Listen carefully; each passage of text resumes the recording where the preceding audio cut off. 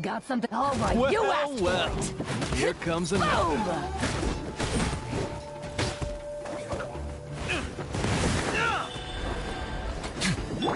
Strike a pose! Busted. Let's round them up.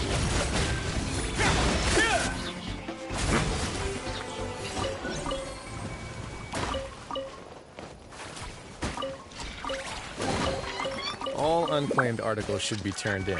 So, neither of us saw anything here, right?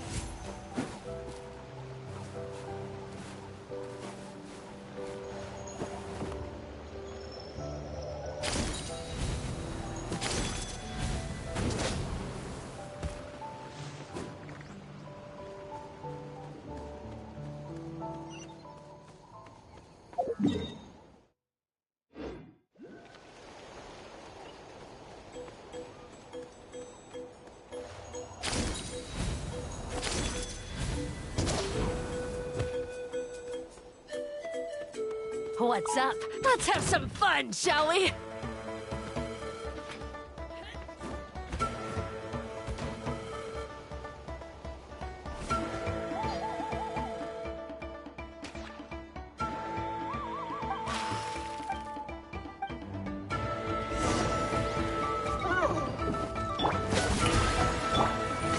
Gotcha.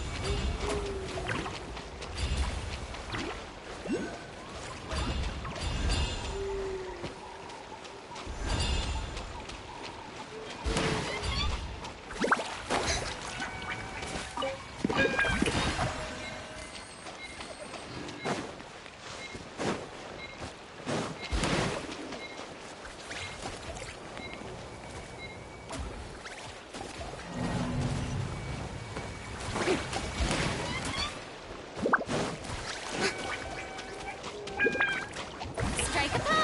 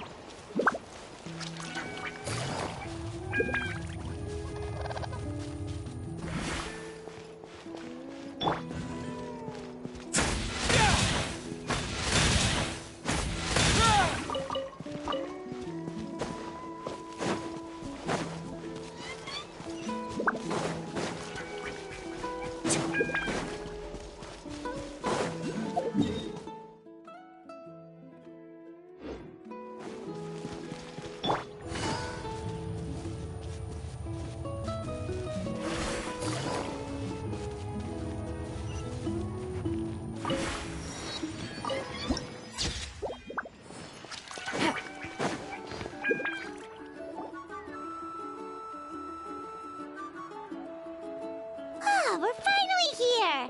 So this is your home, Mualani? Paimon can't wait to have a look around.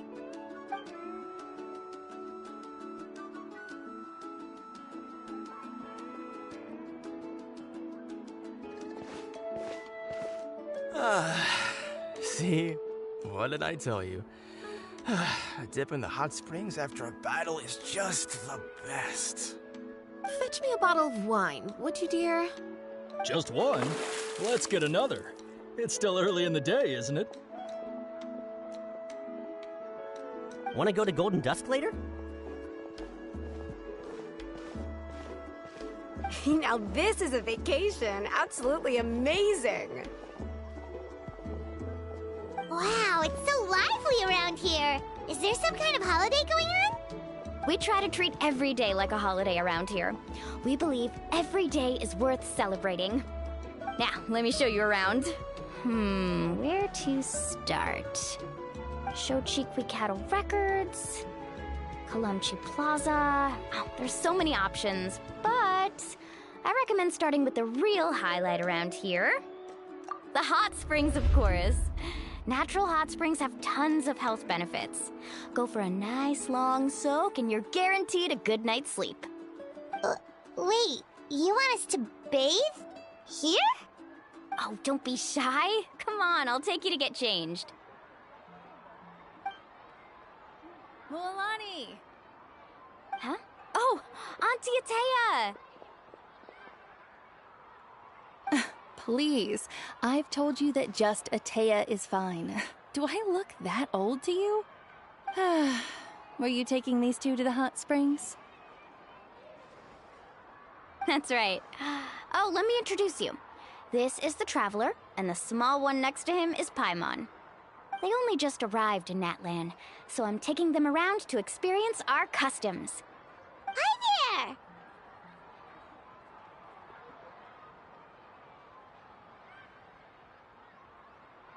I'm Mualani's neighbor, Atea. By the way, Mualani, I heard you lost to Kachina during the pilgrimage. Is that true?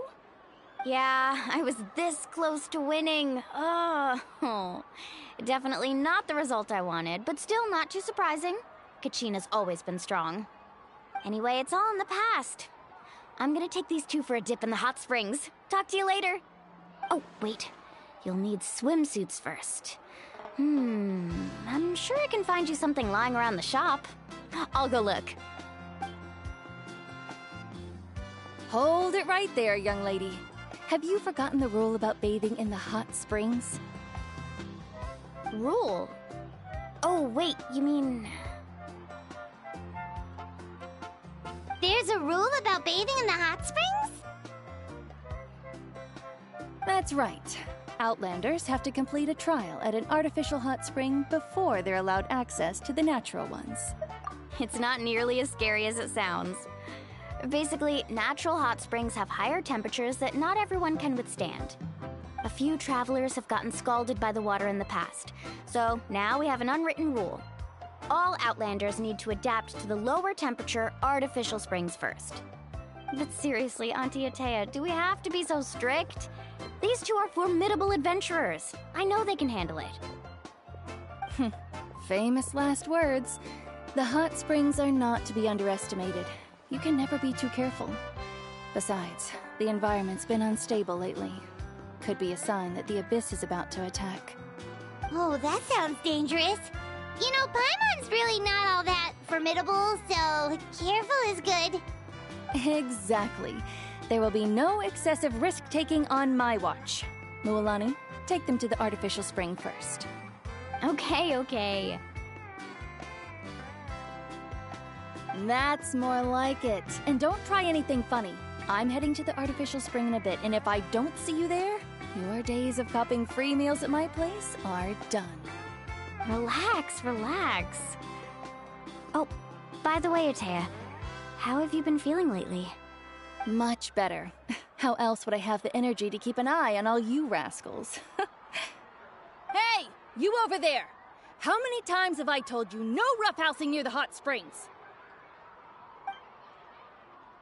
Oh, shoot! That weird lady's back again! Run! Stop right there! Ugh, you need a stern talking to! She sure has a lot of energy. She's a legend in our tribe. Everyone knows her. Back before I inherited my ancient name, she was one of N-atlan's most renowned warriors, famous for her love of hot springs. In fact, she often threw parties at the hot springs. She referred to anyone who came to these parties as her hot spring buddies. The attendees were all respected warriors like Liliuo, Kaiulani, Vichama, and the Archon. If Paimon lived here, she would take advantage of the hot springs too. It's just...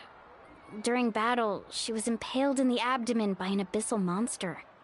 The doctors managed to save her life, but they made it clear that she could never bathe in the hot springs again.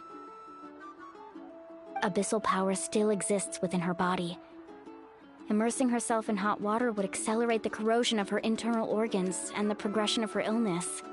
Oh, no wonder she has so many scars. Paimon had no idea she was so seriously injured. That's normal.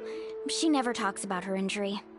She's worked tirelessly over the years to dig up artificial springs so that more and more people can experience our tribe's natural wonders, even though she can't enjoy them herself.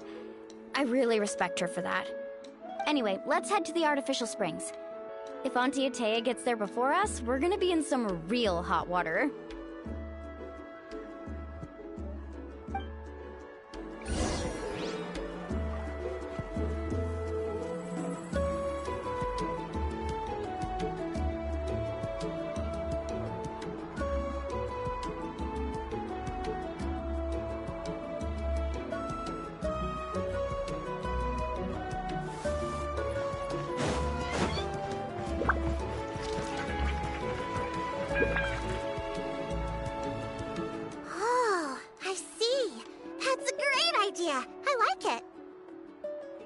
See, I told you the chief would agree. Well, let's get moving then. We can't let a word of this slip to anyone else. Hey, Amina, Hikaru, Marukao. You three seem particularly cheerful today. What's the occasion? Oh, Mulani, you're back. Who are these two? This is the Traveler and Paimon, two very important guests. I wanted to take them to the natural hot springs, but Auntie Atea caught us, so we had to come here first. Oh, what a coincidence! We were just talking about her. We think Auntie Atea's illness has taken a turn for the better. Really? How can you tell? Okay, so while you've been busy with the pilgrimage, we noticed that she's been visiting the hot springs alone at night. Specifically, the hot springs in the cave to the north of our settlement. I'm sure you know the one. Apparently, she used to go there a lot before they became abandoned for some reason. She could never come into contact with hot water before, and now she's visiting the hot springs every night. I mean, it's pretty obvious what that means, right?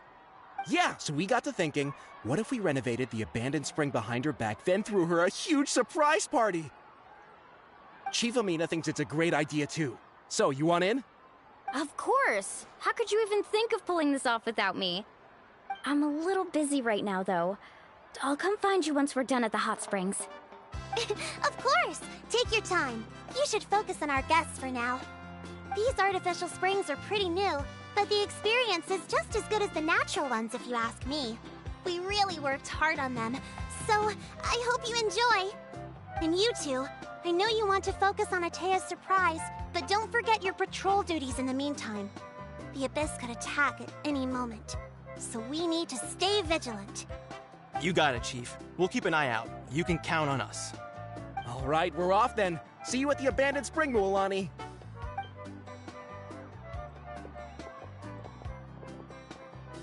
I'm also gonna head out. Have fun!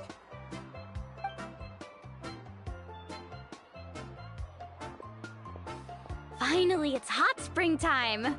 Oh, I already arranged swimwear for you guys, by the way. Come on, I'll show you to the changing room.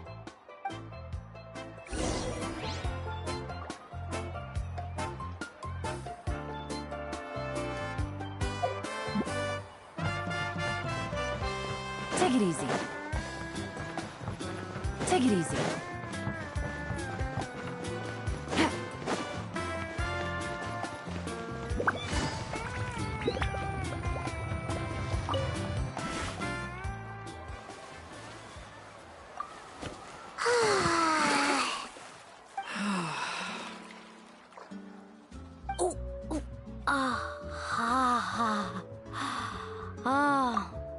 So, what do you think? Can you feel the warmth relax every muscle in your body? Yeah, it's so nice. The steam is warm too. The first time I came to the hot springs, there was no calming effect whatsoever. I was such a little ball of energy, the moment my parents looked away, I ran off to the high temperature pools. It was actually pretty funny looking back on it. They were absolutely frantic, looking for me all over, until finally they saw my head slowly poke out from under the water. I was too young to remember the whole ordeal, but my parents told me all about it. A natural-born swimmer, my mother called me. Just like her, I taught myself how to dive underwater the first time I ever went swimming. So feel free to go for a swim. I'll be right here if you need rescuing. Okay, here goes nothing. Auntie Atea, you really came to check on us? Of course. And I'm glad you listened. I brought you all some milk and snacks as well. I'll just leave them here. The temperature in the artificial springs isn't too high, so I went with Saurus crackers and grain fruit chips. See how you like them. Oh, thank you! These are great! Well, I did make them myself. Very few young people know how to truly appreciate hot springs, so listen carefully. The temperature of the hot spring not only determines the type of snacks you should choose, but also the amount of time you should spend in the water. To bathe in a hot spring is to completely empty your mind. As such, swimming around the pool is incredibly disruptive and impolite, and something you should absolutely not learn from Mualani. Hey! All right. Looks like you were able to adapt to the temperature, no problem. You should be able to switch to the natural springs then. Well, I've got to get going. Oh, and make sure you drink your milk. I'm looking at you, Mualani. I still remember how you used to pour it into the water when you were little. That better not happen again, whether I'm here to catch you or not. Okay. Paimon didn't think you were the type to do something like that. I remember thinking I'd totally get away with it too. But turns out milk is pretty easy to spot when you pour it into clear water. Not my best work. Some people get dizzy if they stay in here too long. You guys all right? Paimon's fine, just a bit stuffed. Looks like you two are naturals. Oh, by the way, I have to leave you on your own for a little while this afternoon. I'm gonna help the others fix up that abandoned spring. I certainly don't trust their aesthetic tastes. Who knows what will become of the place if I leave them unattended. In exchange, though, I can recommend a couple of shops that are worth a visit.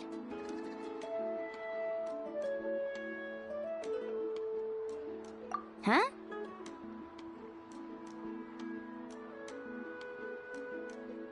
Yeah, she brought us snacks and taught us about the hot springs. We want to do our part too. Friends are supposed to help each other out. We'd feel bad otherwise. Well then, the more the merrier. All right, we should get going. Let's organize the best hot spring gathering N-atlan's ever seen.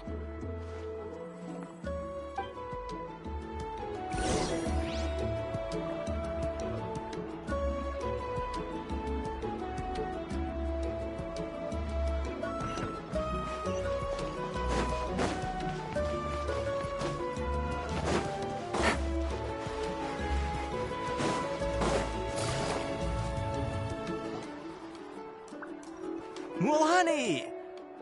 Wait, you brought our guests too? We're here to help. But you're important guests. We can't put you to work.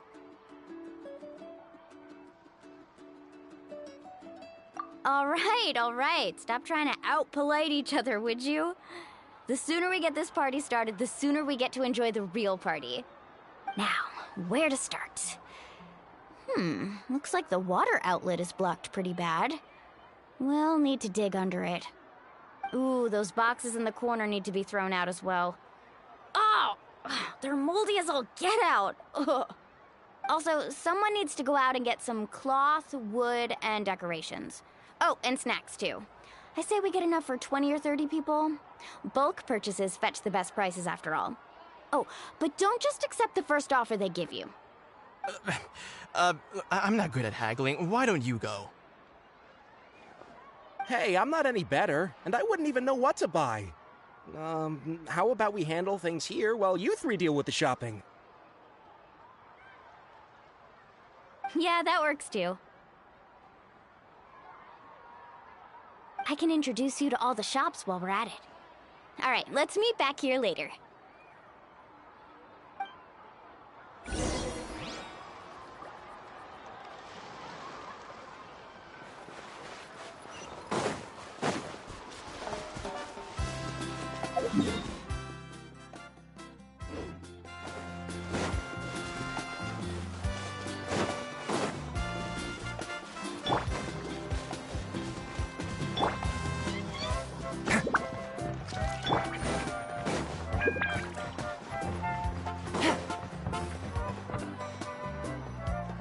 Hey there, Yellowpath. Hope business has been going well. Well, if it isn't Mualani, back from the pilgrimage? That's right. Didn't make the cut this year, though. Well, it wouldn't be a competition if everyone got to win. So, what'll it be today? Here, it's all on the list. Quite a sizable order, as you can see. So, can we expect a discount? Wow, that is a large order. What's it all for? A party? That's right. Keep this between us for now, but we're throwing a hot spring party for Auntie Atea. Wait, you're saying she can go in the hot springs again? That's great news! How about this? You can have the decorations on the house, and I'll give you 20% off the cloth and wood. Come on, I know you can sweeten the deal. That pile of wood's been sitting there since I left for the pilgrimage. At this rate, you need to get rid of it or it's gonna go moldy. All right, all right. Such a handful. Just give me a moment while I pack all this up for you. Wow, that was amazing, Mualani! All in a day's work. By the way, Yellowfath, are these 2 stones for sale? Interested? They won't come cheap. I'm not planning to haggle this time, I promise. Package them separately, would you? Nope. Kachina likes shiny little trinkets, so whenever I come across something like that, I always buy it for her. I'll hold on to them for now. It'll be a nice little surprise for her when she returns victorious from battle. I'm sure she'll like it. All right, that should be everything. If you could just double check, make sure nothing's missing. Let me see. Huh? What's this crate of juice doing here? That's on the house. 7 years ago, when the Abyss attacked our tribe, Atea saved my brother's life. She never asked for anything in return, but I could never forget what she did for my family that day. So, send her my regards, would you? And have fun! Oh, we will. It's gonna be a party to remember. Thanks a lot, Yellowfath. Well, that's our shopping done. Let's head back.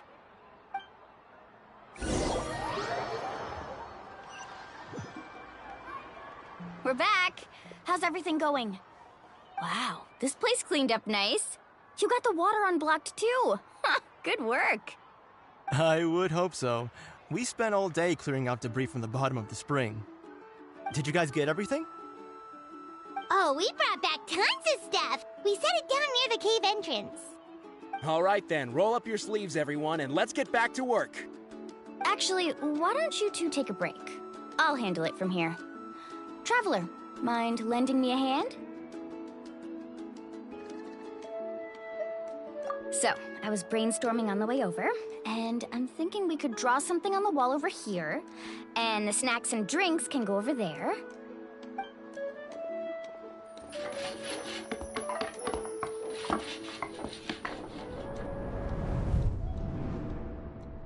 So, what do you think?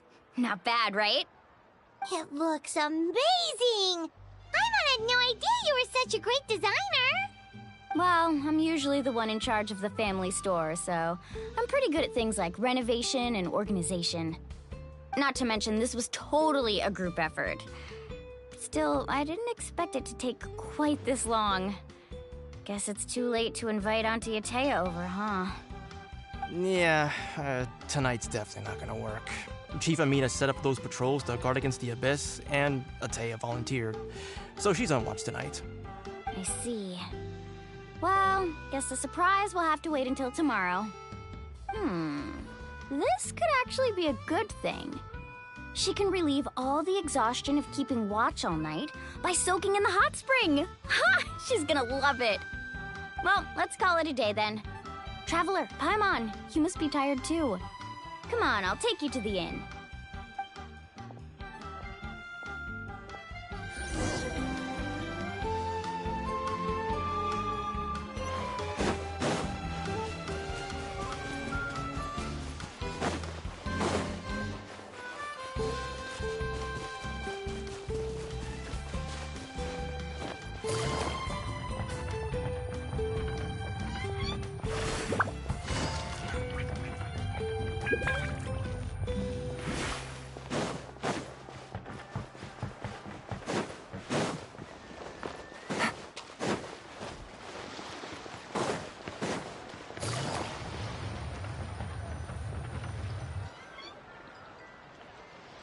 All right, this is it. Get a good night's sleep, okay? I'll see you tomorrow. Yep, good night!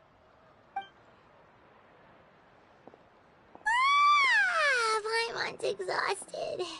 We really went all over the place today, didn't we? Anyway, we need to be well rested for the party tomorrow, so let's head inside.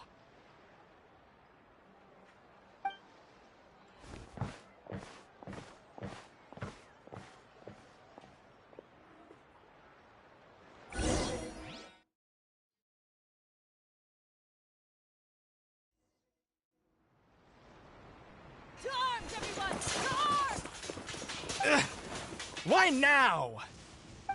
Huh? What's with all the noise? Traveler, Paimon, wake up! Mualani? What's going on? Where did all these monsters come from? It's the Abyss. Our patrols are trying to drive them back as we speak. Come with me. I'll take you somewhere safe. Mualani, a little help over here. We can't hold them back much longer. One moment. I'll be right there.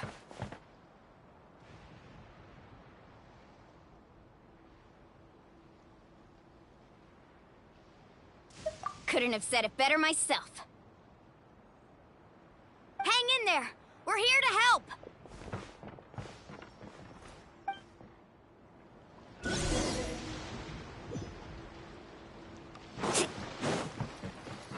Let's ride!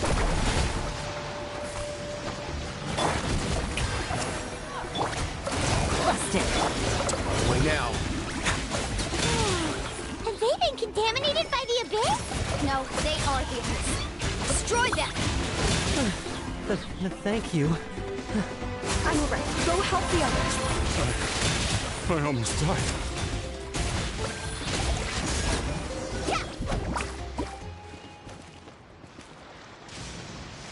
We've cleared out most of the monsters over here. Thanks for your help. It would have taken me ages on my own. Looks like we're still in for a long night, though. We still have no idea where these creatures are coming from. Let's go ask Amina. She'll have a better handle on the situation.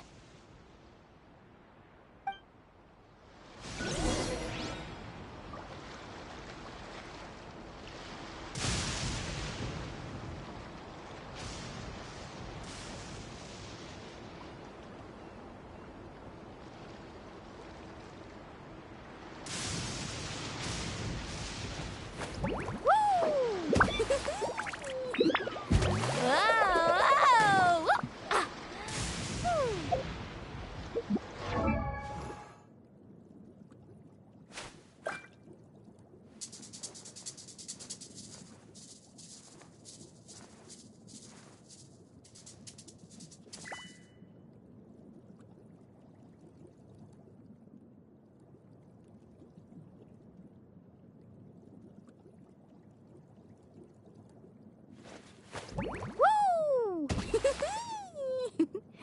Whoa! Whoa! Ah. Whew.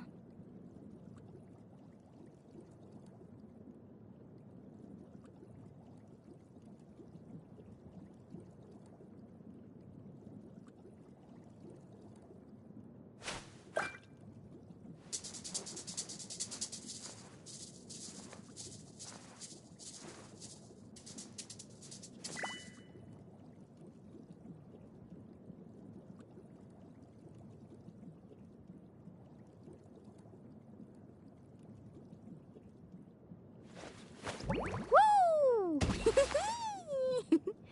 Whoa! Whoa! Ah. Whew.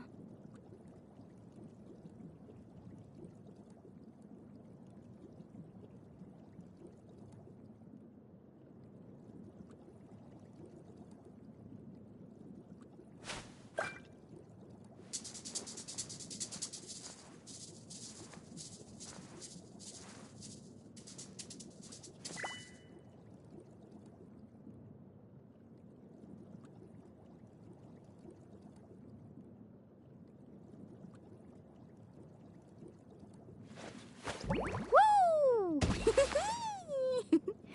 Whoa! Whoa! Ah. Whew.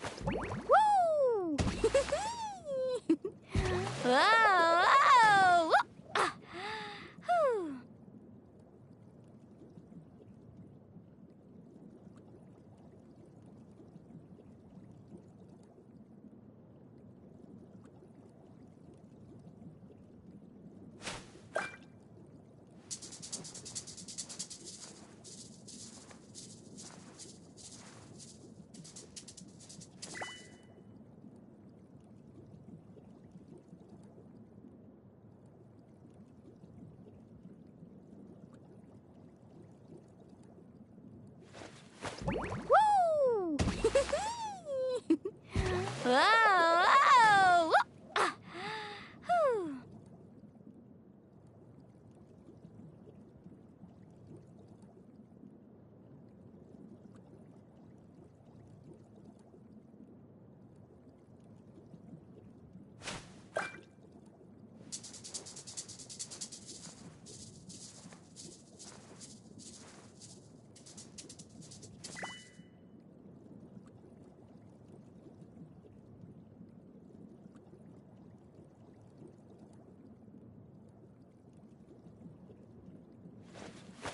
Whoa! Ah. Whew.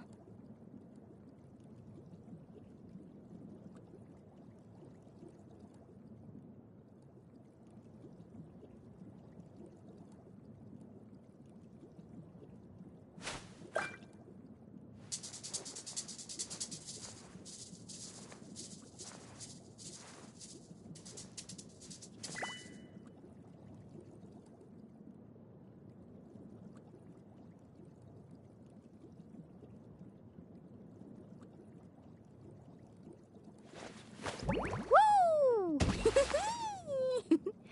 Whoa! Whoa! Ah. Whew.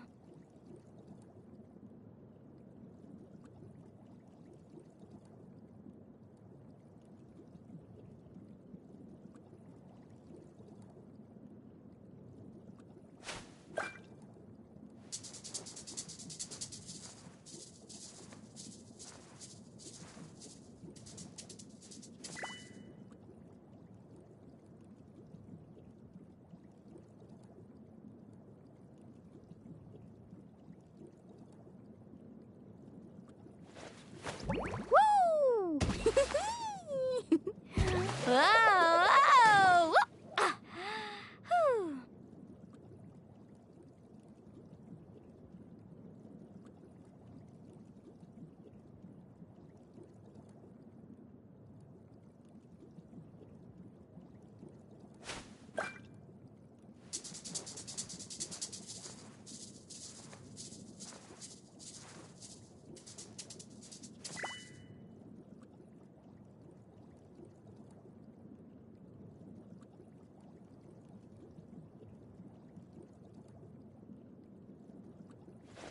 Woo!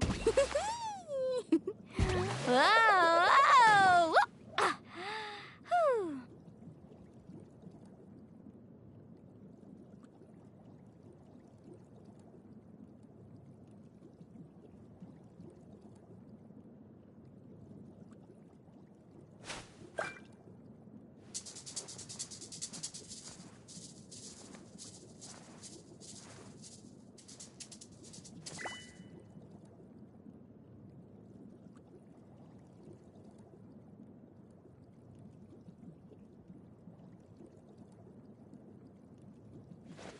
Woo!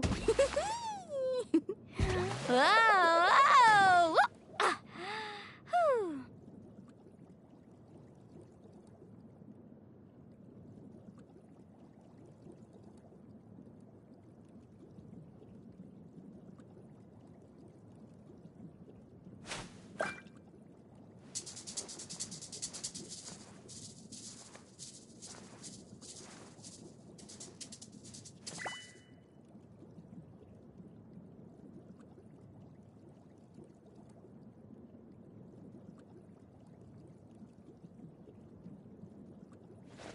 Woo! Whoa! Whoa! Ah. Whew.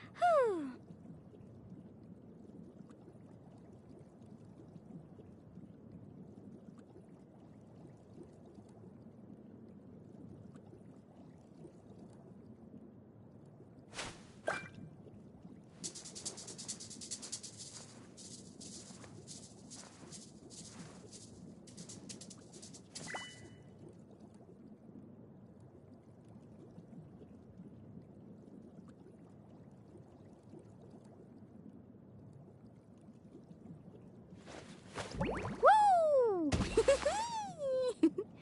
Whoa! Whoa! Ah. Whew.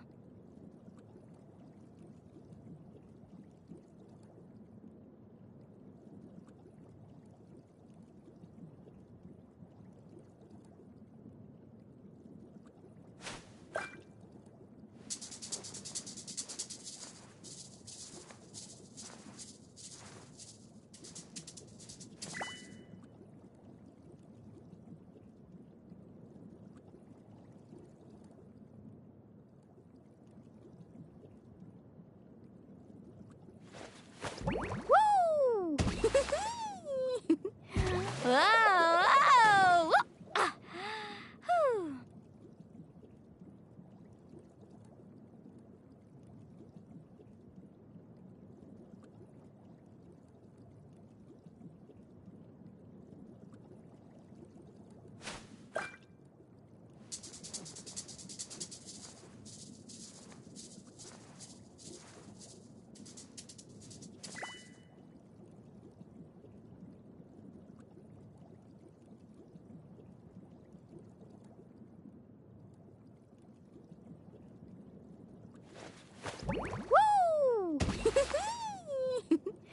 Whoa! Whoa!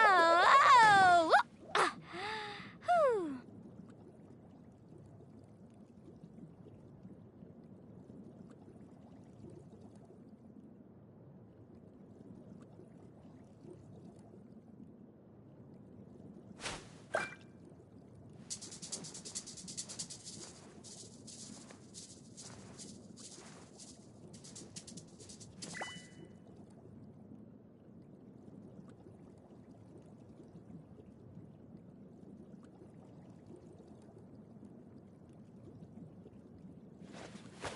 Woo! Whoa! Whoa! Ah. Whew.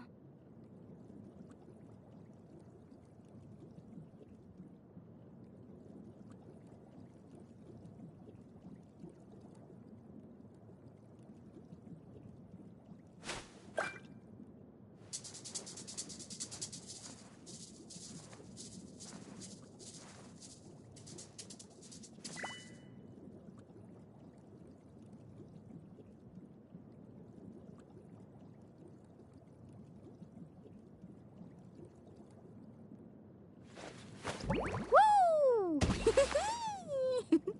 Whoa! Whoa! Ah. Whew.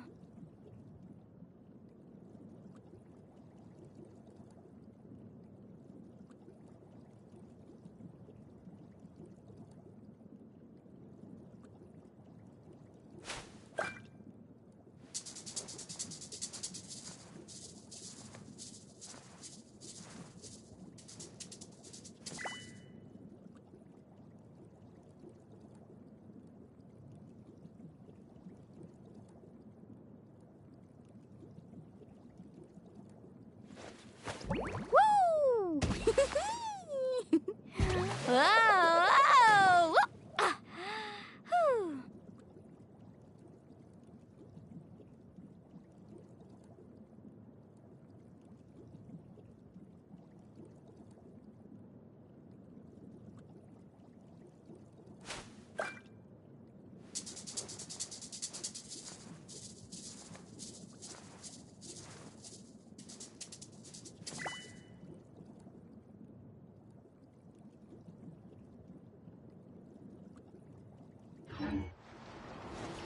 Woo! Whoa! Whoa! Ah. Whew. Faster!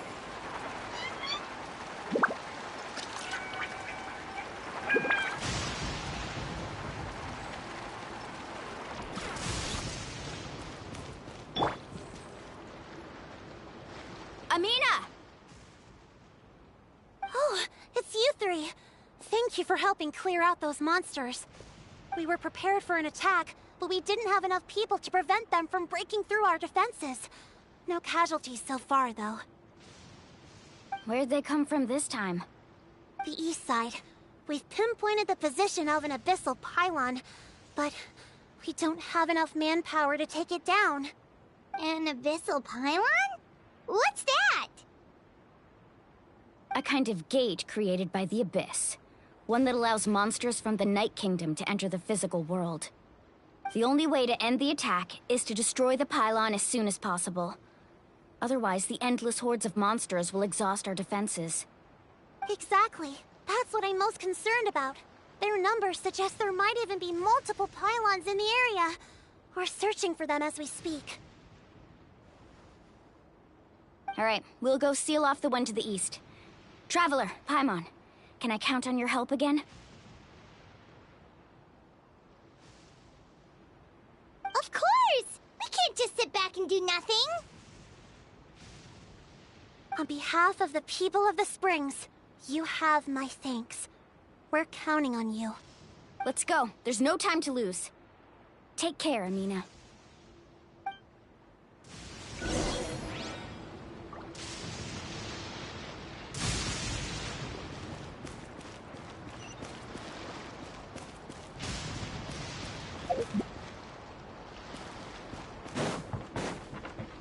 Let's ride!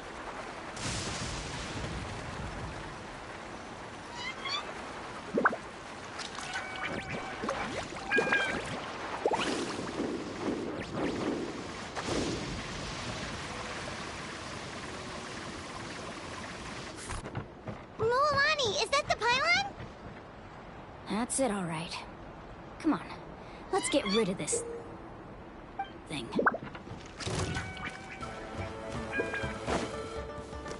Come on! Need a surfboard? Oh, I didn't factor this in. Gotcha. Things are about to get dicey. Busted. Let the world collide! Now's our chance! Engaging! Let's do it.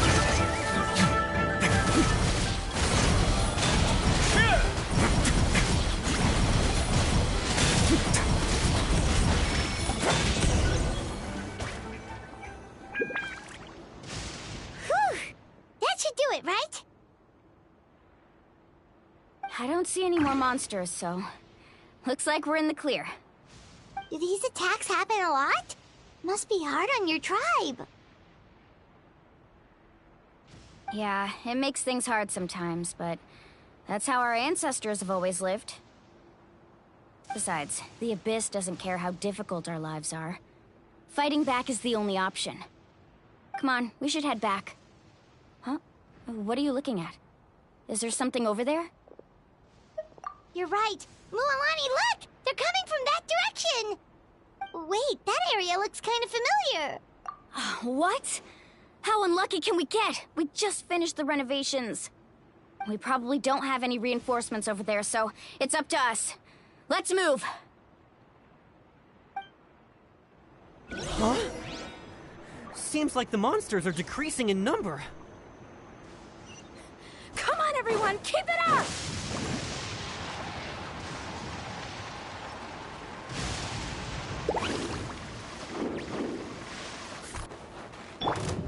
Shower me with praise!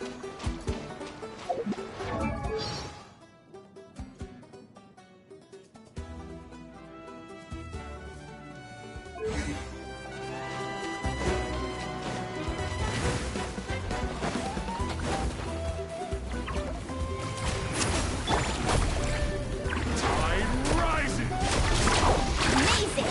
Let's ride!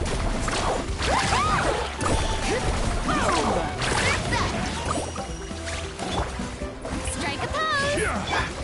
Gotcha. No backup, huh? Fine by me.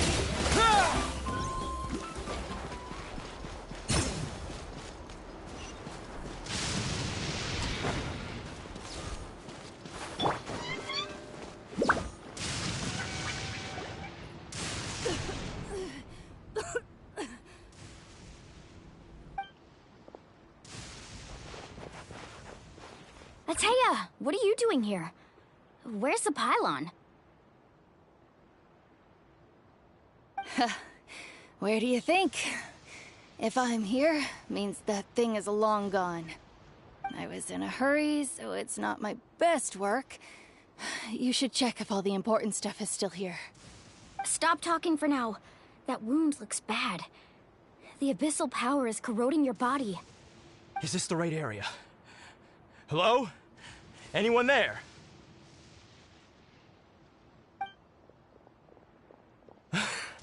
Mulani and Atea, what's going on? We were told the second pylon was over here. Atea took care of it, but she's injured. Quick, someone get a doctor! All right, stop fussing. Don't you think I know my own limits?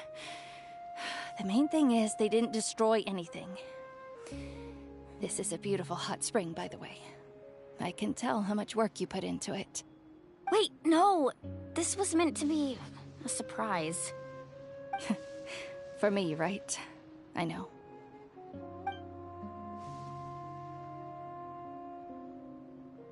Atea!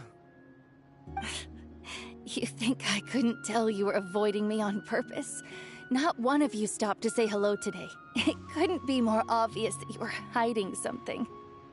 And you, Mualani, were you the one that brought the snacks? How many times have I told you? You have to choose them based on the temperature of the water. Oh, forget about that. The doctor's almost here, and you're gonna get all better. Then we can have a meal together, and I'll help you make whatever you want, okay? You just have to hold on.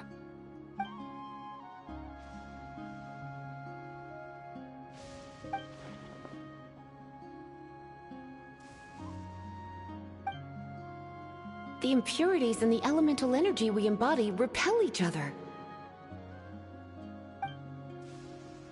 What? The crystal has been purified? When? The anguish he feels has brought him to tears.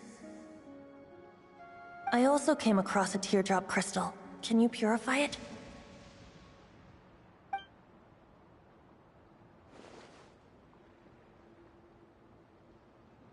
Atea! Atea! Wait, what do you mean?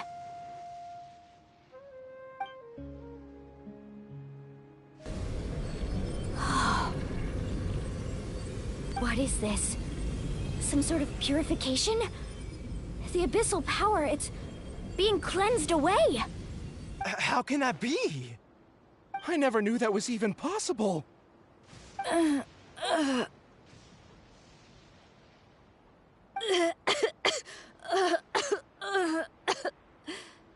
Atea!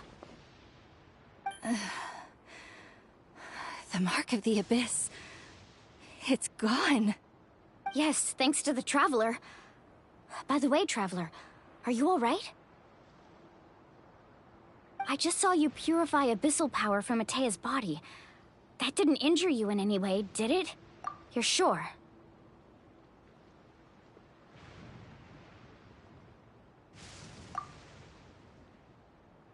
Good. Good. Thank goodness. You scared us all half to death just now.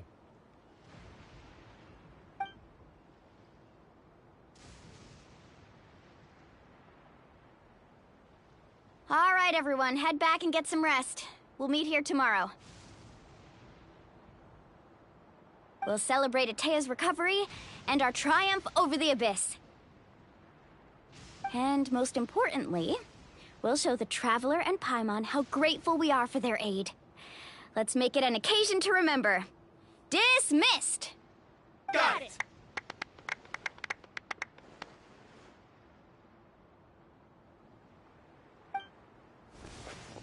Got any other secret powers I should know about? But seriously, you really came through for us tonight, so thank you. Paimon almost forgot you had that ability. You used it back in Mondstadt to cleanse Dvalin's tears, didn't you? That was some quick thinking, Traveler. Huh? You look like something's bothering you. What's wrong?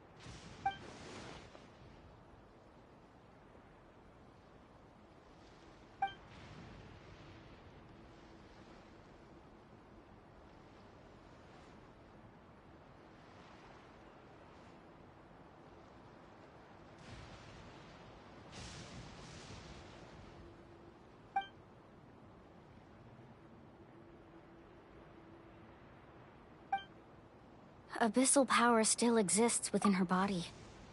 Immersing herself in hot water would accelerate the corrosion of her internal organs and the progression of her illness. We think Auntie Atea's illness has taken a turn for the better.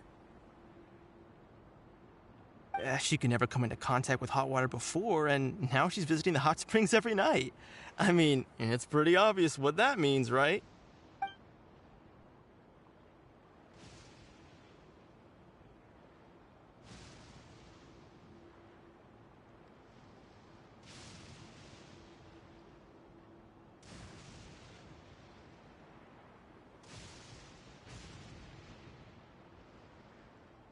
Hello? Traveler! Maybe you can zone out some other time because Paimon can barely keep her eyes open. Let's head back for now.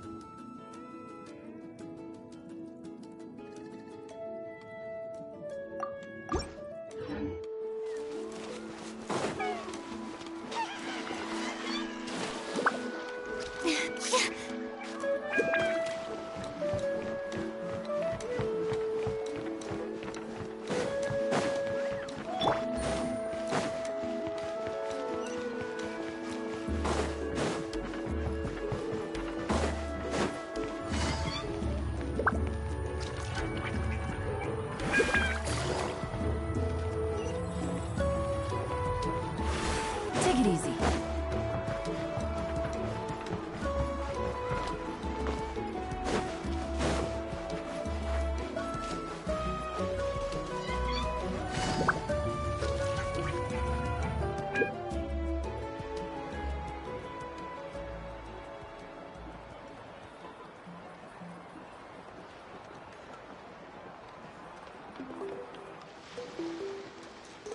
Not interested in hanging out with the other kids?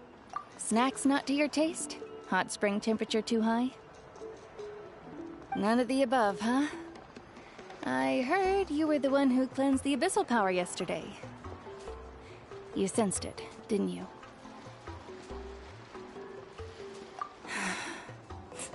I was hoping to keep it a secret for a few more days.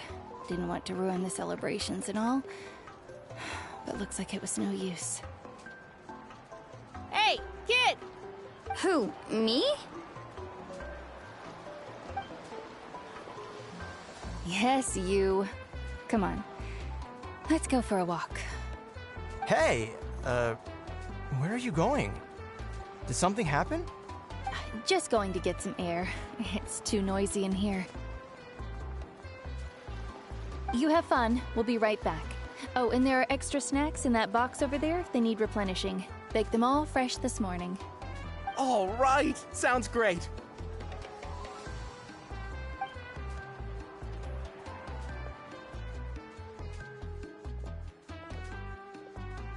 Mualani. Yeah? You've gotten so tall. You know that. Feels like just yesterday you were that rambunctious kid causing trouble all around the hot springs. It's like all that time passed in the blink of an eye. Tell me, how are your parents? They're away on business. Seriously, Atea, what's going on? You're acting strange. Traveler, did something happen? Both of you seem a little off today. I guess I should explain. I wasn't visiting the hot springs because I was getting better. And that pylon yesterday, I didn't go face it by myself because I was reckless or too anxious to wait for reinforcements.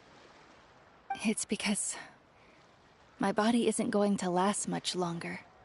Your friend saved my life in that cave, and because of that, I got to enjoy this celebration with you all. But I'm just a few days shy of the end. The hot springs, I'm just trying to enjoy them for as long as I have left. Oh. Mualani? That better not happen again, whether I'm here to catch you or not. That's what you said back at the artificial spring. I had a bad feeling then, but I didn't want it to be true. I wanted to believe you were actually recovering. You want to know something? Recovery, death, to me, the two aren't all that different. Both are worth celebrating. You've never been resurrected, so you might not understand. But Death and I, we're old pals by now. There's nothing sad about being reunited with an old friend. I lived with regret for a long time. Regret that my illness meant I could no longer take to the front lines, especially as our nation slid deeper into crisis. But yesterday, I was finally able to let go of that regret. Not only because I found the strength to fight the abyss, even at the end of my life, but because I got to see you in action, Mualani. Seeing you out there, it made me realize that I don't need to worry about our tribe or our nation's future. You have the capacity to bring us all together. Even if I was never injured, old age would still take me one day. But I've done what I needed to do. The future is in your hands now. Just remember, whether in life or death, I am always with you. I understand. Seems like you've given this a lot of thought, Atea. Thank you for telling me all this. I'll do everything in my power to protect our tribe, our nation, and live up to the example you set for me. Good. Oh, and if any of you have the chance to meet with the Archon, could you give this to her for me? A talisman I've carried with me my whole life. It may seem strange to say while I'm still alive, but just think of it as a relic I'm leaving for her. It's brought me good fortune in battle. Even after I became too sick to fight, I never took it off. Just tell her it embodies fond memories and my strength of will. She'll know what I'm trying to say. Don't worry. We'll make sure she gets it. All right. That's all I wanted to say. Let's head back to the party. No use spending what little time I have left being sad.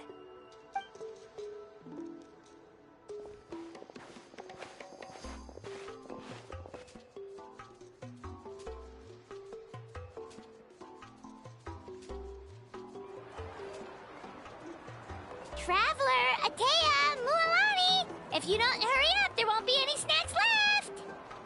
Excuse me, what did I say about bathing in the hot springs on a full stomach? Hey, are you listening to me?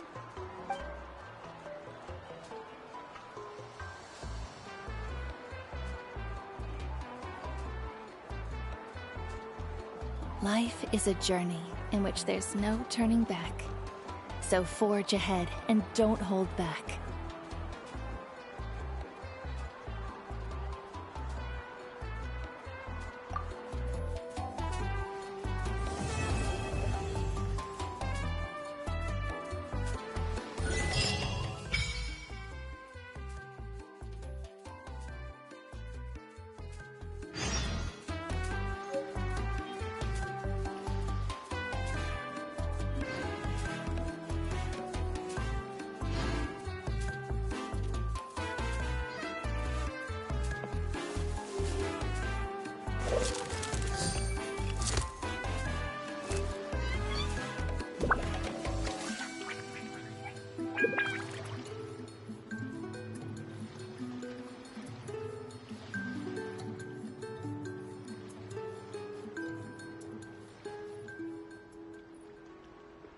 Navigating the world is a whole lot easier with a few different identities to choose from. Need me to come up with some for you?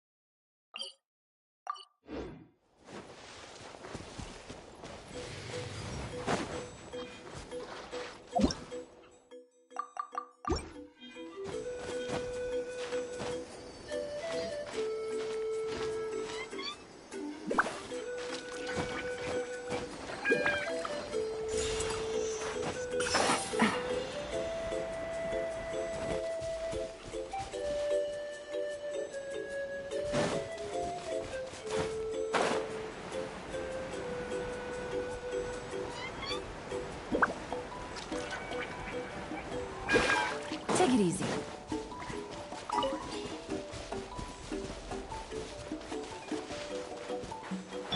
Yoo-hoo!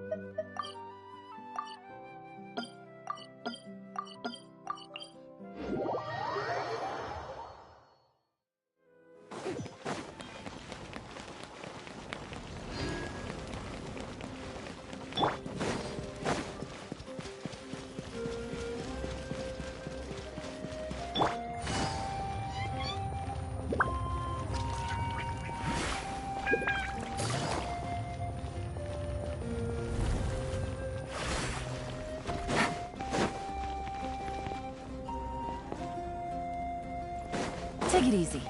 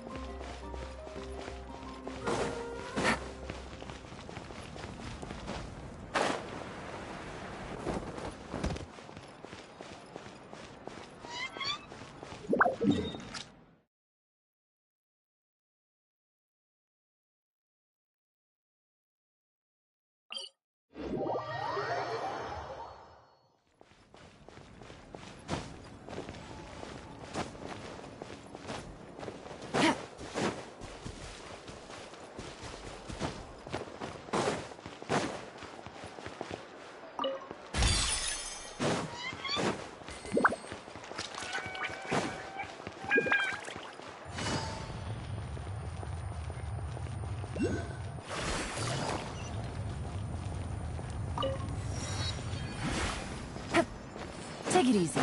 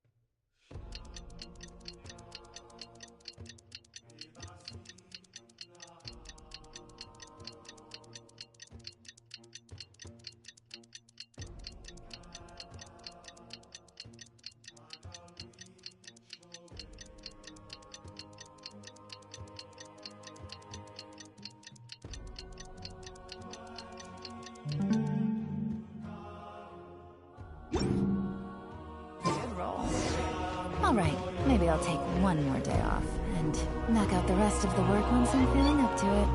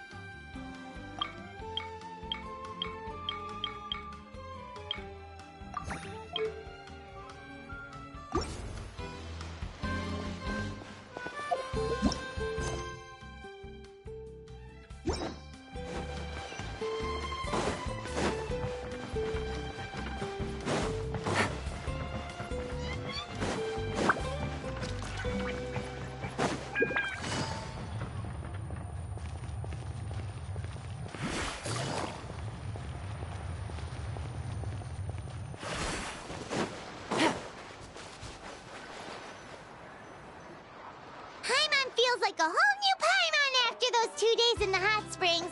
The Abyss kind of threw a wrench in our relaxation, though.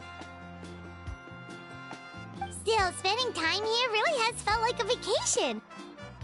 The Kaholosaurs are so nice and so fun to play with.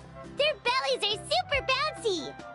Oh, and Atea's snacks were so delicious. She gave Paimon some for the road just this morning, actually.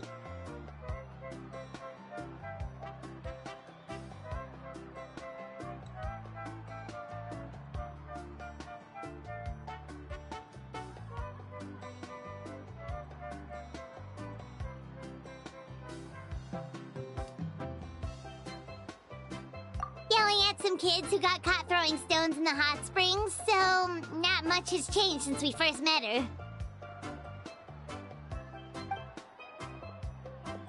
Hey, you guys. Sleep well last night? Yep, this area is so nice. Glad you like it. I was thinking of taking you guys out to do some sea fishing. Later tonight, we can eat whatever we catch. Fresh fish is absolutely delicious right off the grill. Hey, Mualani! Yeah? What do you need? The team sent out to fight in the Night Warden Wars has returned. And Kachina? Is she back as well? Kachina fell in battle. But don't worry, the team was victorious, so the Rite of Resurrection will be held in the stadium soon.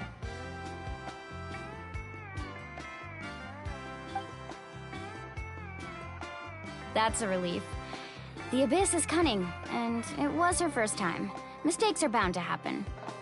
Exactly. She deserves to hold her head up high. All right, thanks for letting me know.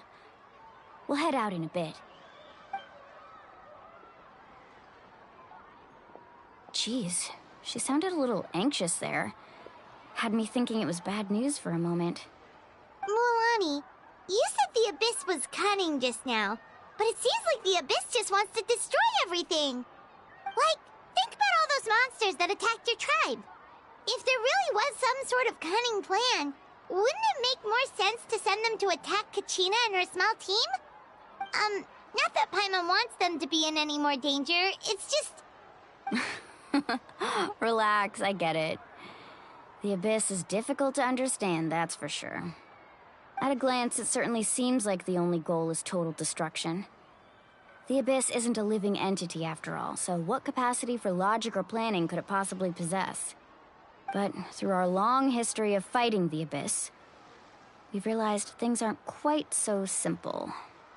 500 years ago, the Abyss invaded Tevat. You know about that, right?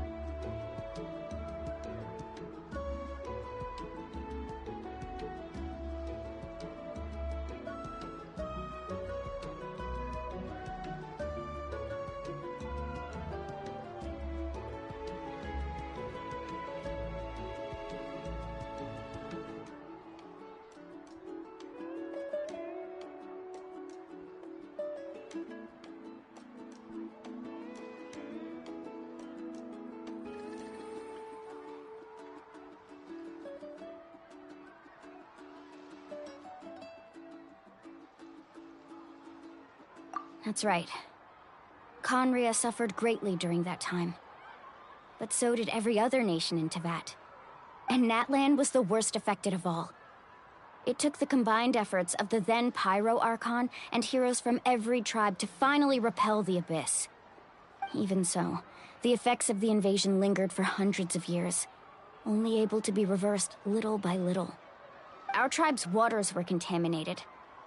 The Children of Echo's territory was overrun by dangerous sludge surging from underground. Unrelenting black winds tore across the lands of the Flower Feather clan. It was like each disaster was designed for a specific tribe.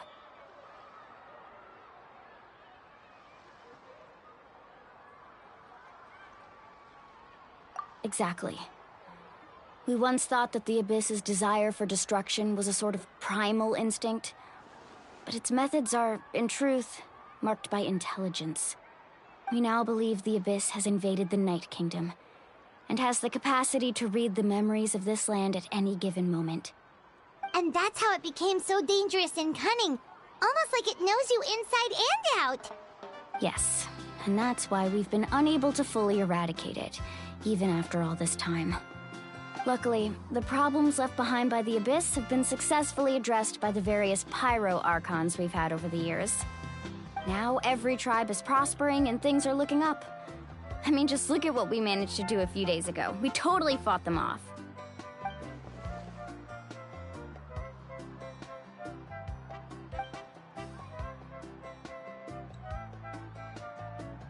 You must have had to sacrifice a lot to get to this point. Every battle, every sacrifice is in pursuit of a future where we get to stop fighting. Responsibility, duty, unavoidable burden. Everyone in N-atlan views the war differently. But I believe we will be rid of the Abyss one day. And the efforts of all who fought against them will become a story for the ages. To think that my name could survive in ballads passed down to future generations, it's kind of romantic. Everyone has something that drives them forward, you know?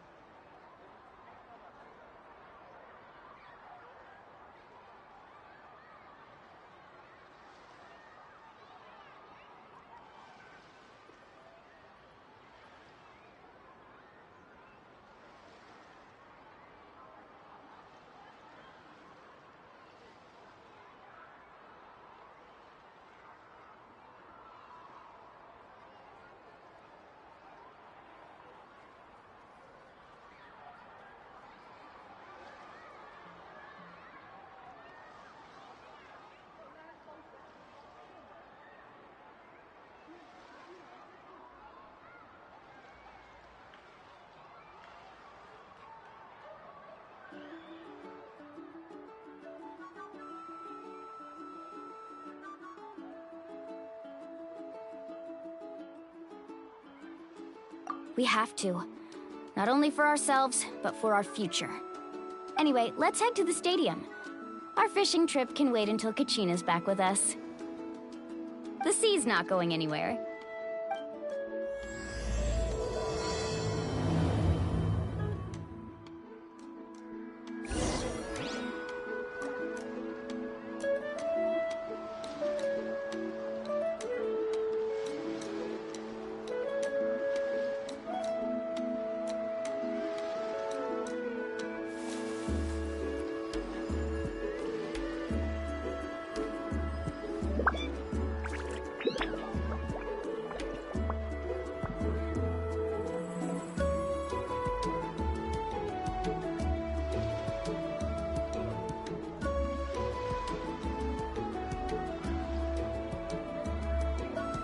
Navigating the world is a whole lot easier with a few different identities to choose from.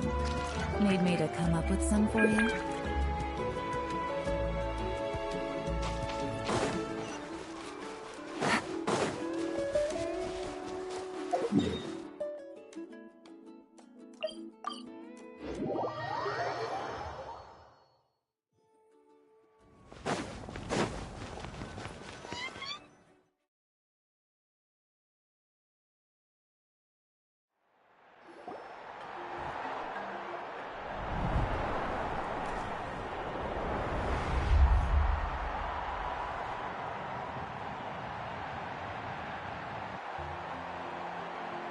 Whoa, this place is packed already! Of course. No one's gonna miss out on the chance to welcome our heroes back from battle. It's their moment of glory. Kachina's gonna be so flustered. She's never had this many eyes on her before.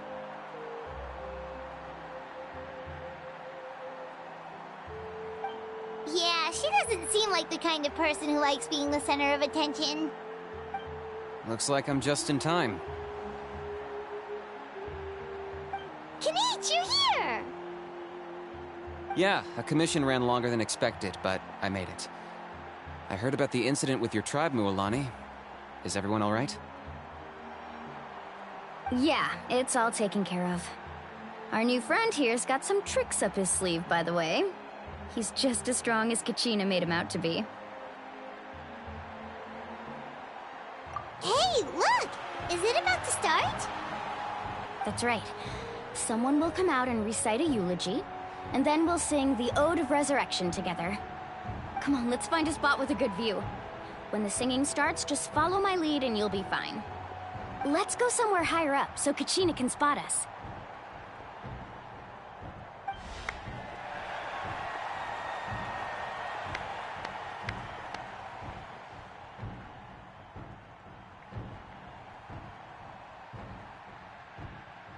Warriors of N-atlan, heed the call of life. We are the inheritors of memory and legend. Those who grew alongside sun and wind. Those who forged our own destiny and future.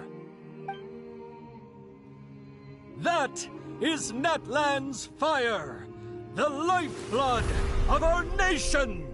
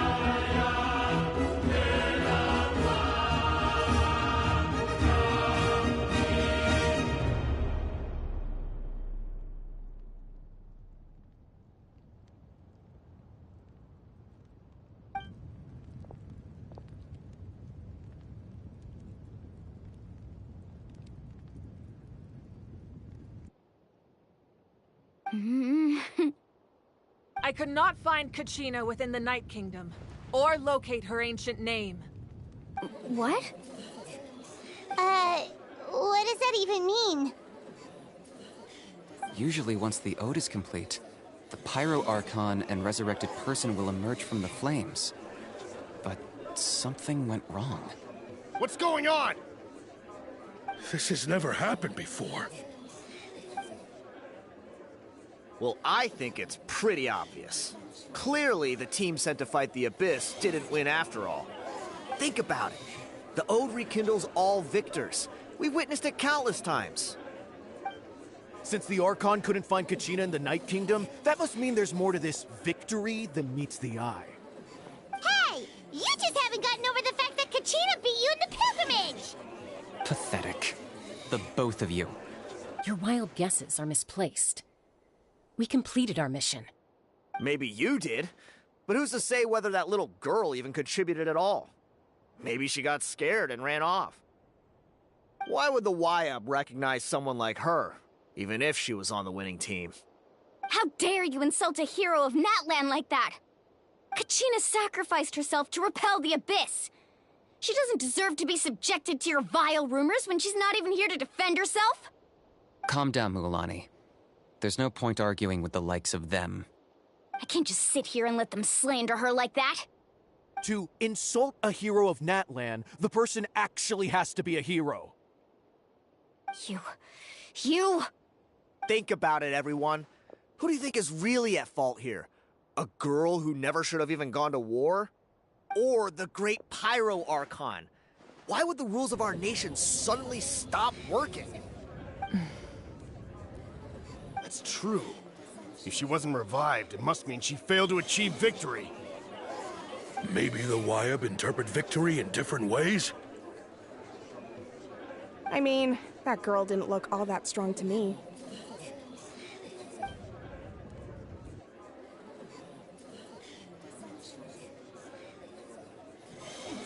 Kachina wouldn't have run! That's not like her at all! No, she's been waiting for this moment for too long. No matter how daunting the situation, no matter how scared she might feel, she's always the first person to stand up and face it head on. We don't even know what happened, so don't you dare try to use this as an excuse to vent your anger or slander her reputation. Fine. We'll find out what happens soon enough. Then, we'll see who truly deserves glory. That's enough. There is no doubt about today's victory, or Kachina's part in it. She is a hero worthy of our admiration and celebration. However, the failure of today's ceremony is undeniable. Kachina has not been rekindled, and I offer you all my deepest apologies as I continue to investigate this matter. To prevent further casualties, I have decided to suspend the pilgrimage until this matter is resolved. What? No one is all-knowing. No one is infallible, not even myself. But doubt is a means by which we seek the truth, not a weapon we wield against others. I didn't mean it that way, Archon. I just... If there are things you wish to clarify, then ask me directly. Doubt my answer if you wish. But now's your chance. You have concerns? State them. No, of course not. Even though I have said nothing to change your mind, then it would seem the truth never mattered to you at all. That guy doesn't even have the courage to answer the Pyro Archon's question. So much for all that glory talk earlier. I have a question, Archon. My friend Kachina. Do you have any idea where she is? It's extremely important to me. I know you said you were investigating the situation, but I'm sorry, that's not enough. I've already shared everything I know. If you want to learn the truth and rescue your friend sooner, you should join the investigation. So, what do you say? Of course I'll join. In that case, come see me in the speaker's chamber. We should join them. Oh, and if it's not too much trouble, could you drop by as well, Traveler? I'd like to have a chat. Rest assured, everyone, I'll keep the tribal chiefs informed on the progress of the investigation. Once again, I apologize for the outcome of this ceremony. If there are no further questions, let's part for now. Did she just ask us to come along? I believe she did. Let's go. I'd like to know what's going on myself.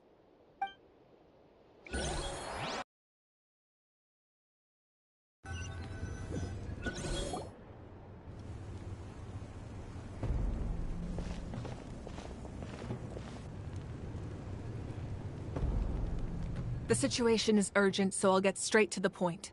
Kachina is undoubtedly a hero of N-atlan, and I'm deeply sorry this happened to her.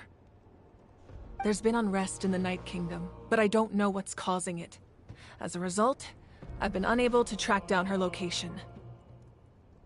Until we find and address the cause of the unrest, the Ode of Resurrection will continue to be ineffective. And that means Kachina won't be able to come back? That's correct. Not until the problem with the Night Kingdom is resolved. How long will that take? It's hard to say. Kachina always dreamed of fighting the Abyss, of doing her part to defend N-atlan. She wasn't afraid of death because she knew, if it came down to it, the Pyro Archon would be there to bring her back to life. Whenever we sat down together, exhausted from training, she would always hum the Ode of Resurrection. She was supposed to come back to us. We were supposed to hug her and celebrate with her and share her joy. We supported her every step of the way, but what are we supposed to do now? Sit peacefully and wait for her return? Lose ourselves in grief over her death? Tell me, are we her friends? Or her murderers? That's not fair, Mualani. It's all right. I understand your rage and your grief. Kachina's life means a great deal to me, Mualani. Believe me, I want to bring her back as soon as possible. I would give you that peace of mind if I could.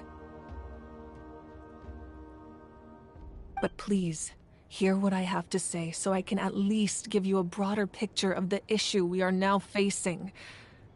Considering the recent attack on your tribe, I believe the Abyss has found a new means of undermining the rules of our nation.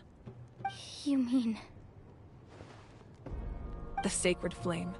The foundation of our resistance against the Abyss. If we continue to hold the pilgrimage and send teams to fight the Abyss, there will likely be more casualties. But if we stop altogether, the Sacred Flame will only grow weaker.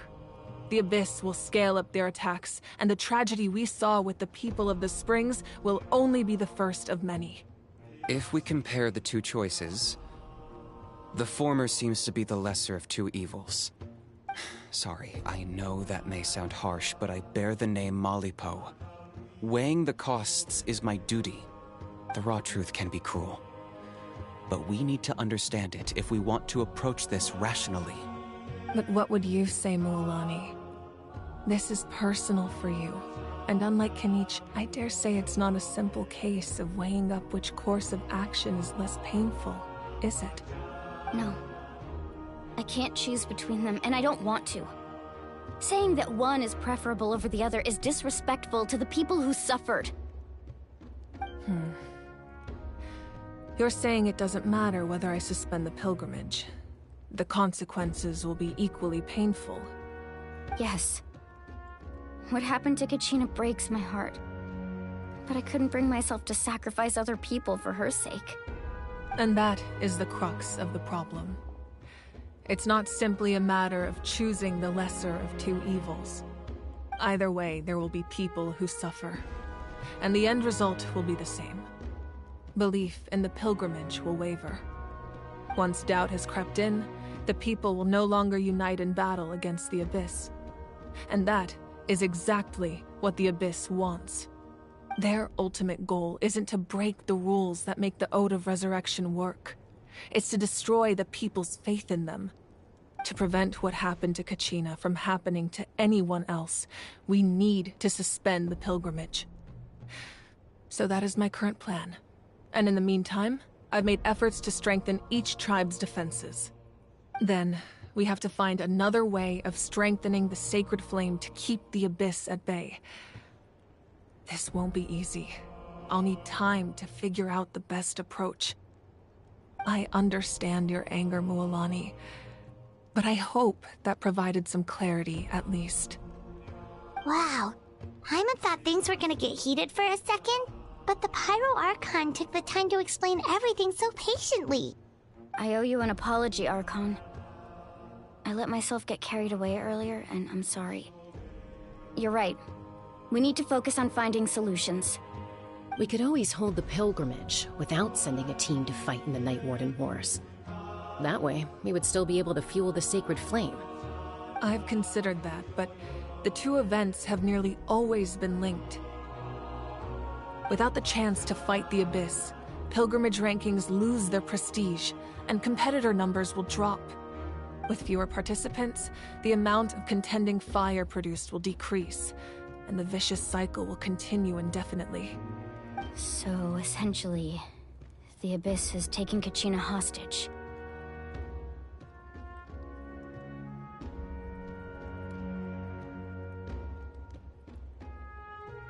You've learned about the concept of ley lines during your travels, yes? The Night Kingdom is something similar. Staying there for a short period of time shouldn't have an effect on the person. But with the Abyss in the picture, it's a different story. Your sense of self will be devoured until eventually you become one with the Sea of Souls. Imagine pouring a cup of water into a rushing river. You can try to scoop up another cup, but there's no chance it will be the same water you had before. I won't sugarcoat it. That is the danger Kachina is currently facing. Just like you said, Archon. Both of these problems need to be addressed.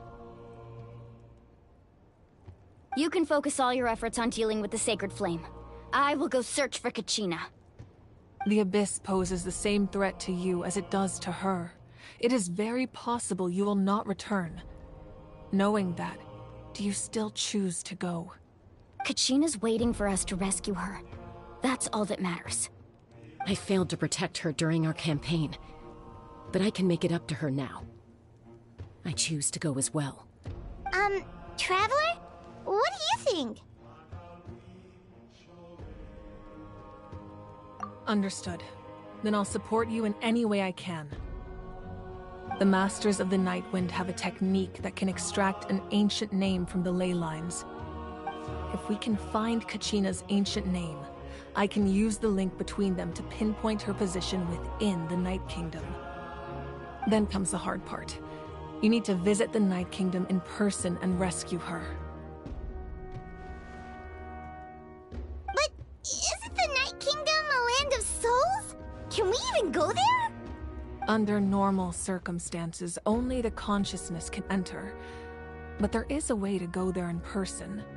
However, know that the Night Kingdom will attempt to repel you, and the Abyss certainly won't leave you be. That's fine by me. Same here. Fighting the Abyss is nothing new for me.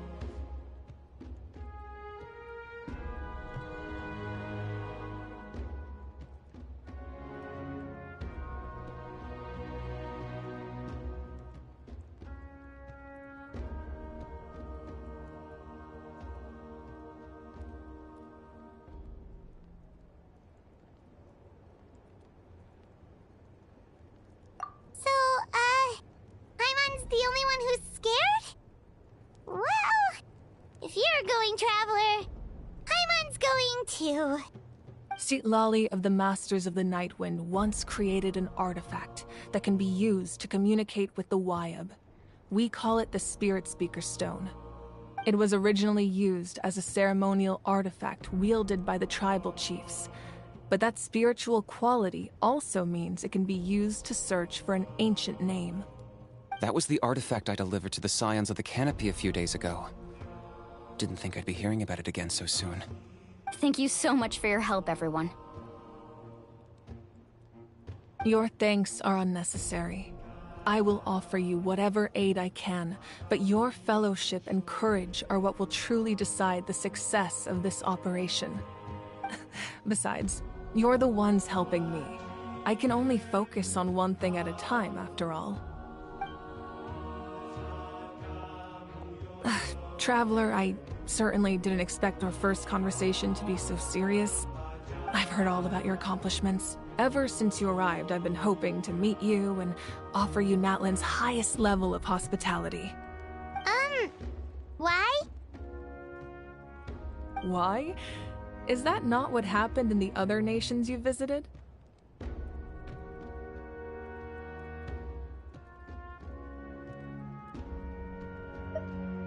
Yeah, things were pretty complicated at the start.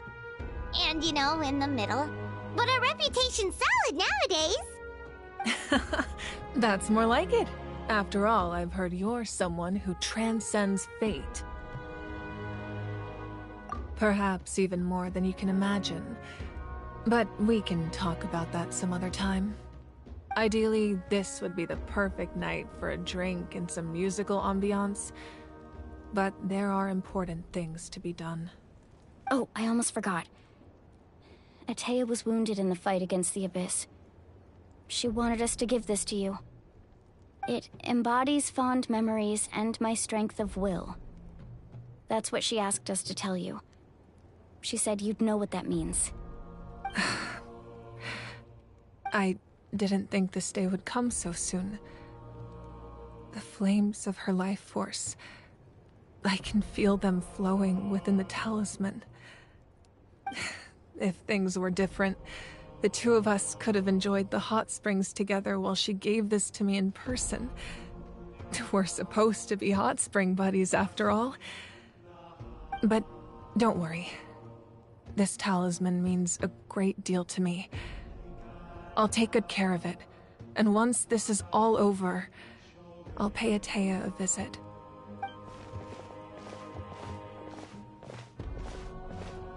You said you didn't want to jeopardize the production of Contending Fire. But that's not at all why you decided to suspend the pilgrimage, is it? You're right. Even now, the production of Contending Fire is far from sufficient. The gradual corrosion caused by the Abyss has resulted in a massive shortage of pyro energy, and we're currently at the breaking point. As things stand, the pilgrimage is a lost cause. Suspending it allows us to save our strength to defend the tribes. The Abyss has brought catastrophe to N-atlan, and Kachina's disappearance in the Night Kingdom is a direct consequence of that. We can't let the general public know that. No. If the public learned that N-atlan's destruction was close at hand, there would be immense panic. But if I said nothing at all, they would have continued to question the integrity of N-atlan's heroes. Another simple choice. The latter was clearly the better solution. But you chose otherwise. I have never subscribed to the belief that the right choice is the one with the fewest sacrifices. Let's go. There's still a way for the sacred flame to last a little longer. You mean? Yes. Come with me.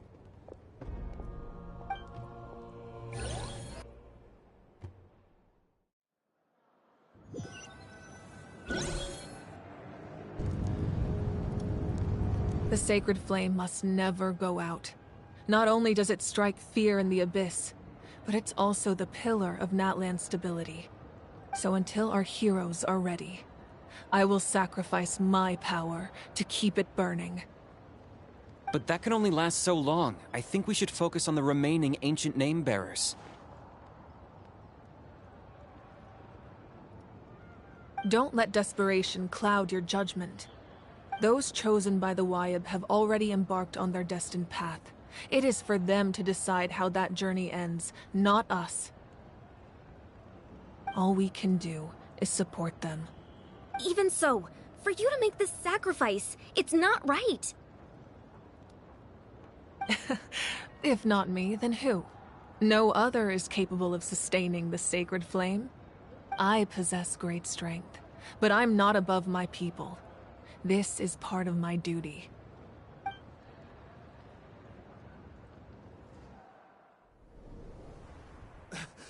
Archon, it's the Fatui!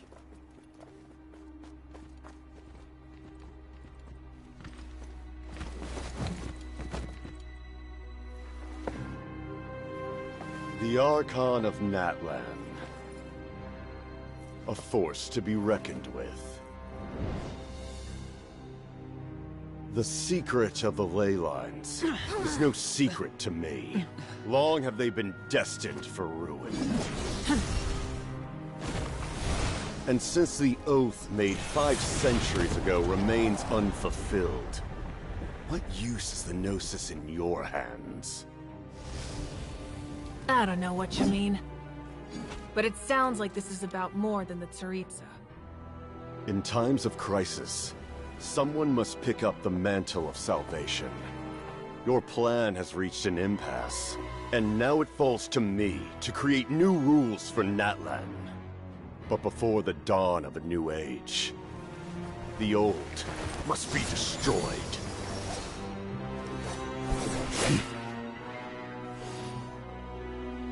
I assume that's the end of your speech? Good. People like us? Let our blades do the talking!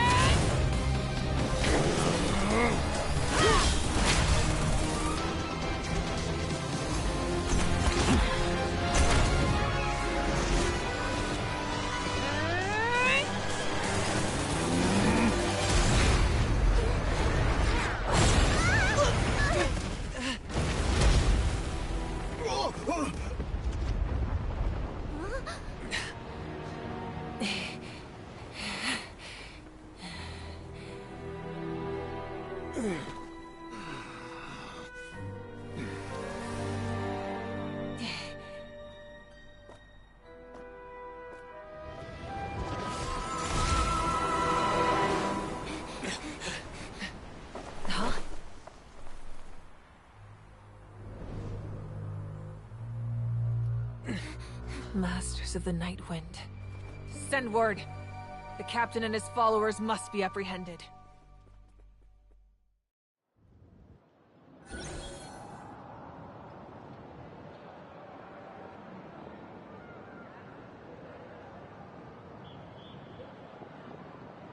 Are you alright, Archon? He was a formidable opponent. Exactly what I would expect from the first of the Fatui Harbingers. I never imagined someone could match you in combat. If the Tsaritsa sent him here, why would he bring up what happened 5 centuries ago? Yeah. And how much does he know about N-atlan? The Harbingers are all driven by their own personal goals. The only purpose that unites them is collecting the Gnosis. But I'm sure the captain has his own reasons for being here as well. Whatever his motive, we should shift our focus to the Fatui. If they attack again, and we're not prepared, we're done for. No, we're running out of time. The wound I inflicted should hold him back and weaken him for the time being. Besides, I'm sure you noticed, the power that came to his rescue just now came from the Masters of the Nightwind. In other words, there are traitors among us. Not necessarily. This could prove to be a very valuable turn of events. When we exchanged final blows, I sensed an unusual presence within him.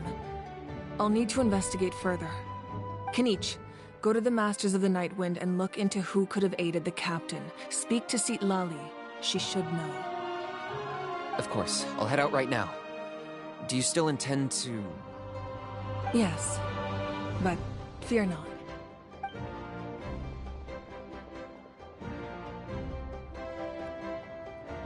N-atlan's strength has never rested solely in its Archon.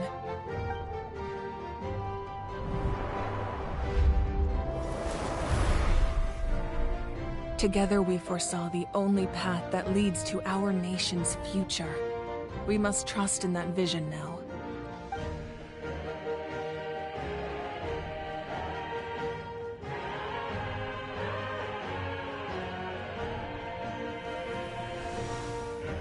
Is everything okay, Archon?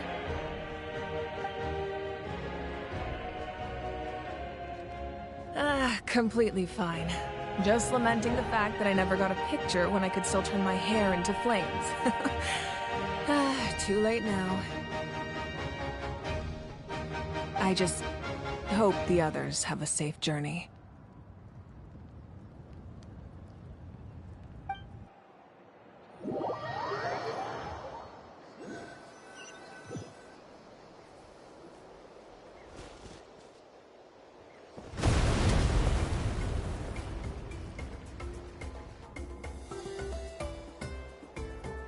What's happening at the stadium? Did something explode? It feels like the Archon unleashed her power. She must be fighting a formidable opponent. Should we go back and check what's going on? Have faith in the Archon. She wouldn't lose in a one-on-one confrontation. Once we find Kachina's ancient name, we'll head right back. Okay, let's just keep climbing. Everyone really hopes nothing goes wrong.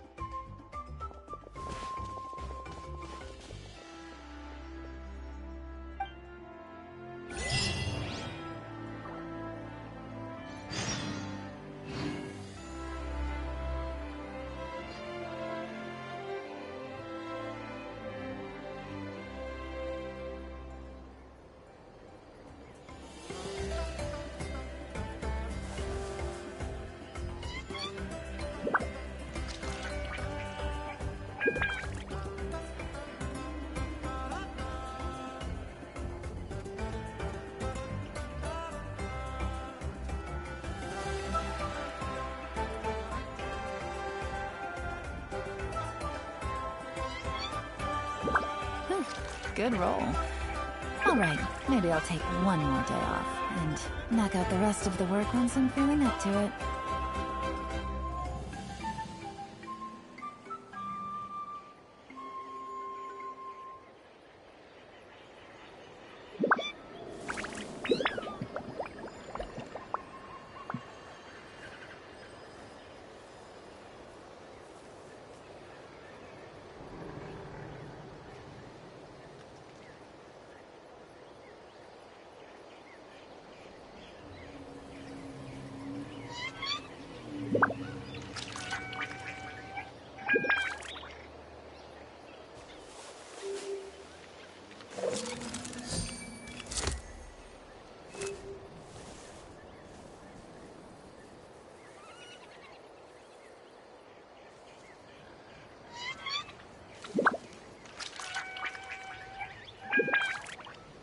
I got a new letter from an informant.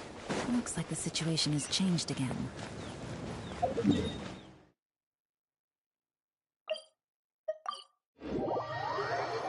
That's Waina, the tribal chief.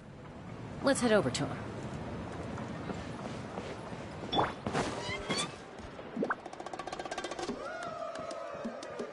Chaska. Nice to see you again, Wyna. I'm afraid we don't have time for pleasantries, so I'll get right to it. We're here for the Spirit Speaker Stone. Whoa, hold on a second. At least tell me why you need it first. My friend Kachina is trapped within the Night Kingdom. We need the stone to find her ancient name and rescue her. Rescue her? From the Night Kingdom? That's right.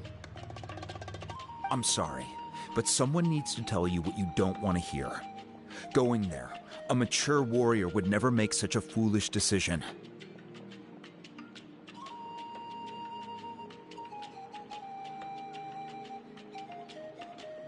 The nature of battle is unpredictable. You never know how it's going to end.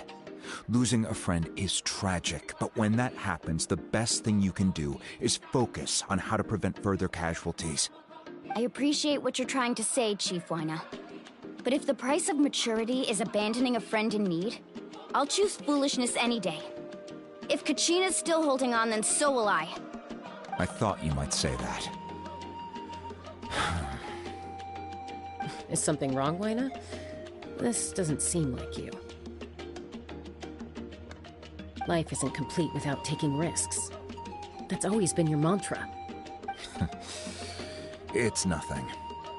The Night Kingdom is a dangerous place. Can't blame me for checking if you were up to the task. If you're that determined, far be it from me to stop you. Here's the stone. Keep it safe, okay? It's not like we have a spare. Thank you. Huh. Seems like you two go way back. But aren't you from the Flower Feather Clan, Chaska? Oh, Chaska's a peacekeeper, so she's famous throughout the tribes. She's always the one people call to resolve conflicts, so we slowly got to know each other that way. Her younger sister Quichi's always hanging around our tribe, too. She's helped us out a lot in the past. Oh, you have a younger sister? Yes, I'll introduce you to her sometime. But let's get back to business. Wyna, how do we use the stone? As you probably know, your intended destination is completely different from the real world. The Night Kingdom is like a river flowing with concepts, and the ancient name you seek is like a tiny fish swimming downstream. In that sense, the stone is like a fishing boat drifting down the river, but the boat alone isn't enough. You need a fisherman experienced enough to steer it in the right direction. We couldn't do that ourselves? With a little practice, I'm sure you could. You have the strength and the talent. If you want to make sure this works, though, I could recommend someone to you. Who? Vichama, a legendary warrior and scout from our tribe.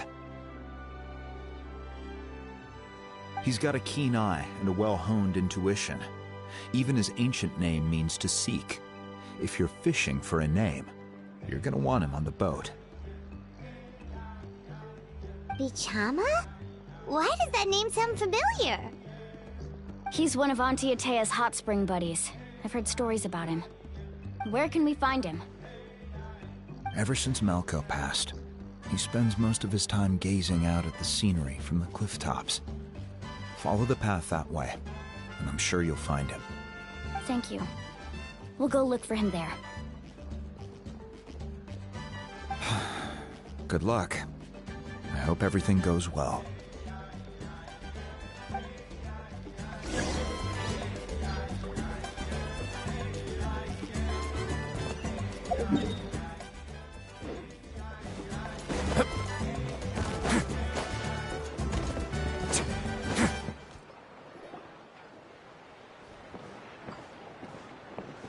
Someone admiring the scenery from the cliff tops.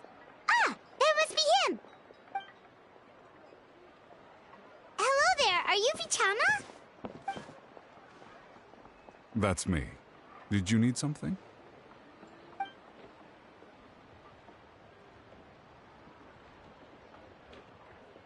What? You're saying you can bring someone back from the Night Kingdom? How is that even possible? No, if you really think about it, anything's possible in that kind of place. But that would mean... so good. Everything's fine. I'll help you, but I do have a small request. After I help you find Kachina's ancient name, I want to use the stone to look for my friends as well. Your friend? Oh, why not mention someone named Malco? Is that who you're talking about? Yes, but I'd rather not get into it if it's all the same to you. That's not a problem. We agree to your request. Yeah. Since you're helping us find Kachina's ancient name, it's only right that we return the favor. Then we're agreed. Can I have a look at the stone?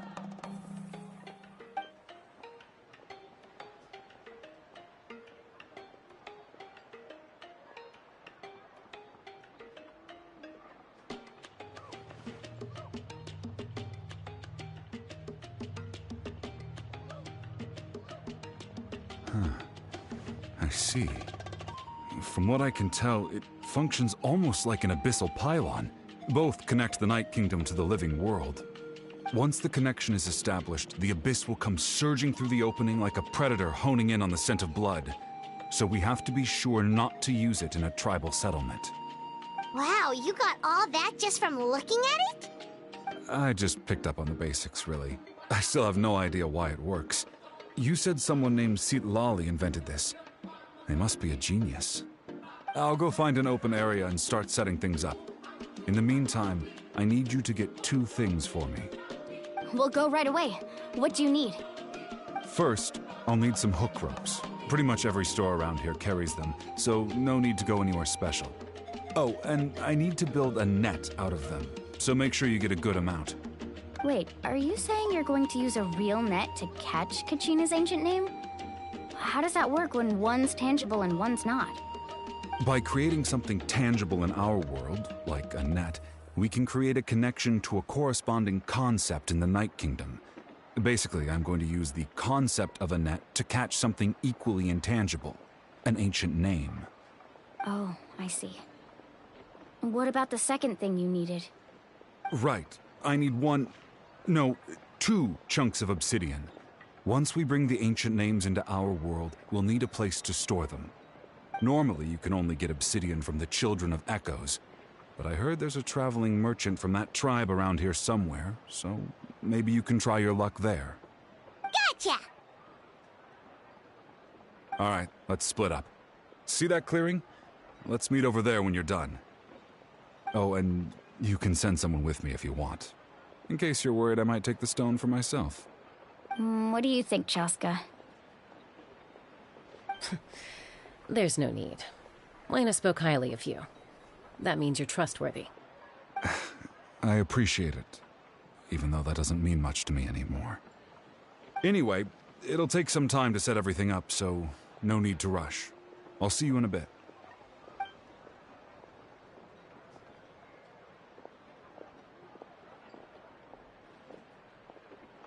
What an odd guy. He seems so defeated, but also really invested in the stone at the same time. I don't have any more insight than you, Paimon. Let's just focus on the preparations for now. Hang on, Kachina. We're coming for you.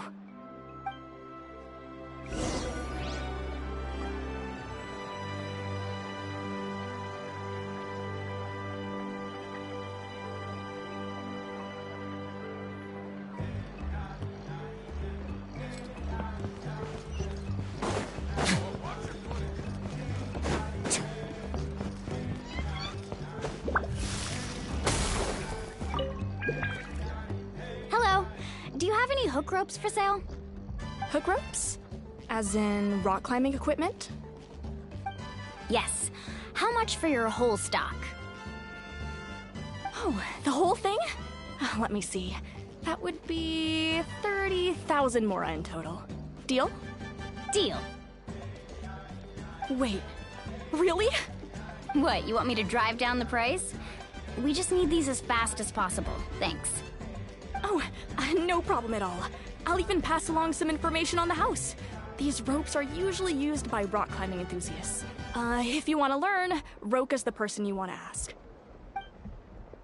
All right, that's everything. Here you go. Now we need the obsidian. Let's go talk to the traveling merchant Bichama mentioned.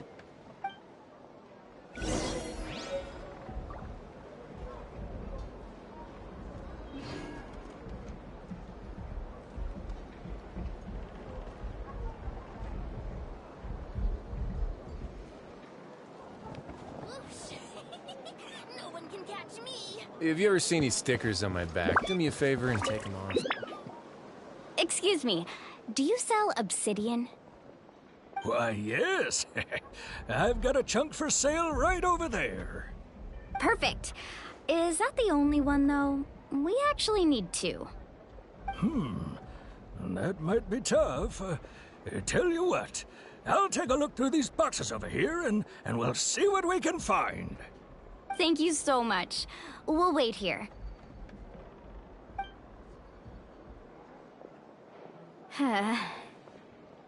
Relax. Everything's going according to plan. I know, it's just... I could tell Vichama feels the same way about his friend that I do about Kachina. I hope this chunk of obsidian isn't the only one. Kachina always carries all sorts of shiny stones with her. If I was the one trapped in the Night Kingdom, she'd have a whole pile of obsidian ready in a heartbeat. Well, would you look at that? I did bring an extra. Here you go, young lady. How does it look?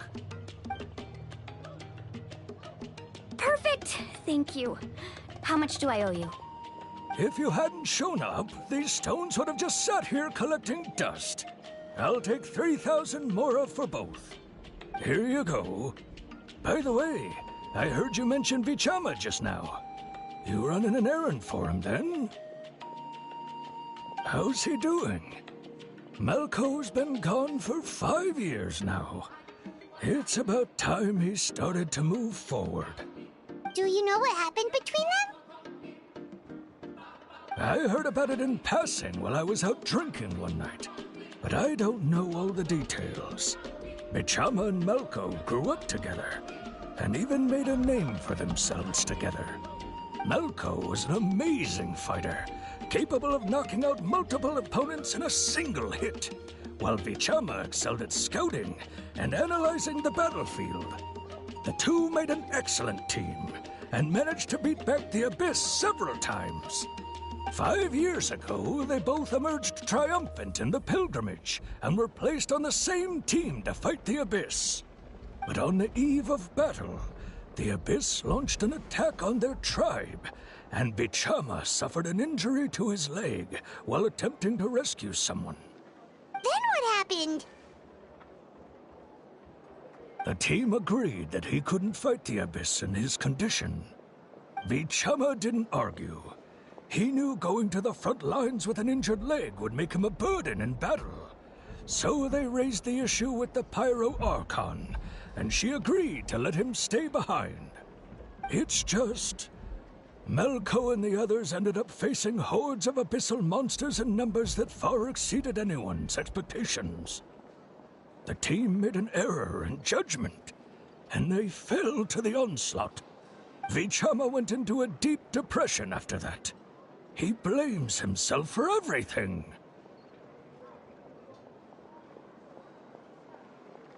Oh, you're not wrong. But it's possible he chooses to blame himself. Not because he did something wrong, but because he wasn't able to do anything at all. I've tried convincing him to move forward, to stop dwelling on the past. But the shadow of Malco's death hangs over him still. The Abyss has caused so much suffering, and some wounds never heal.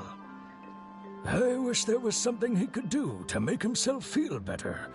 But... anyway, that's the gist of it. Maybe you could help him talk things through sometime. I would really appreciate it.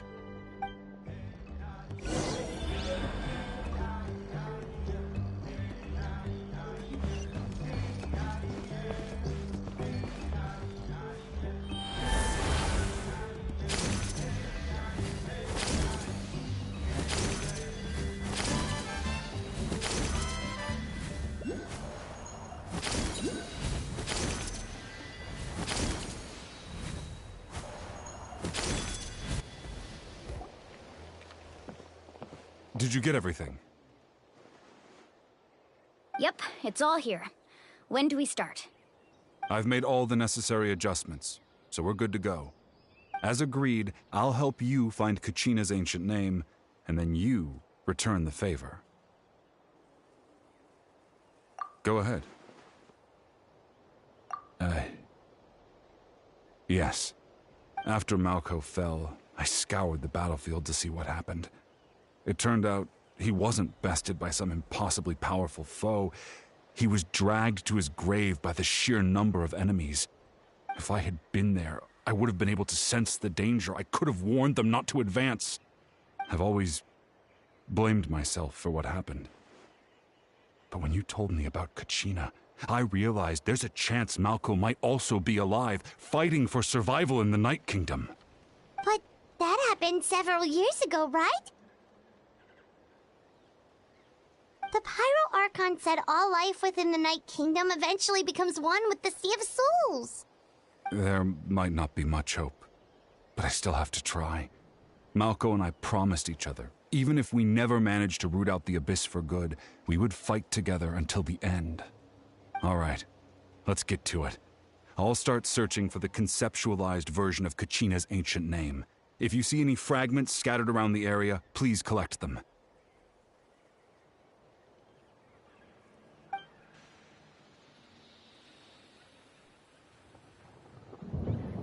Make sure you prepare yourselves for battle. As I said, the stone will link the mortal realm to the Night Kingdom. The Abyss will likely emerge in response. Look at that golden thing. It must be one of those fragments Vichama mentioned. Let's get closer.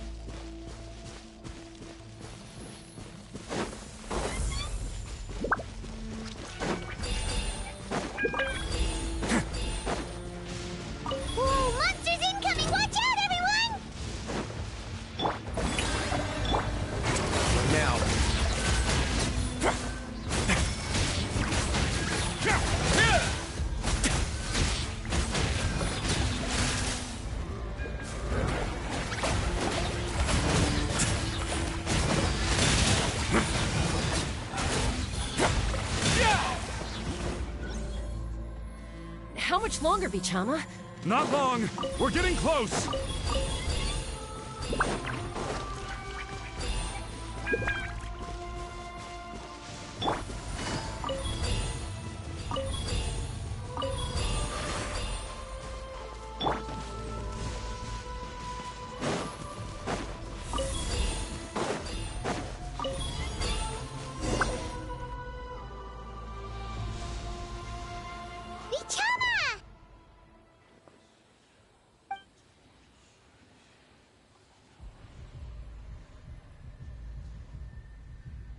Quick! Take it!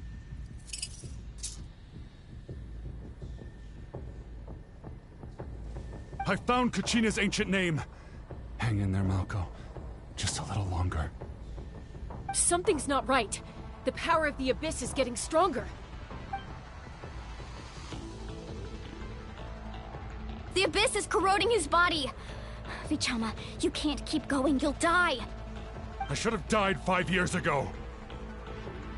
I just need a little more time. Please, I'm almost there. Thank you.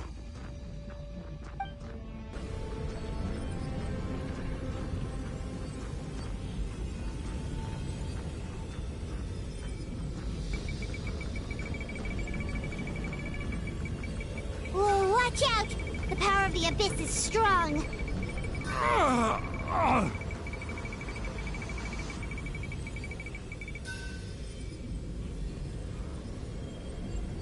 This power.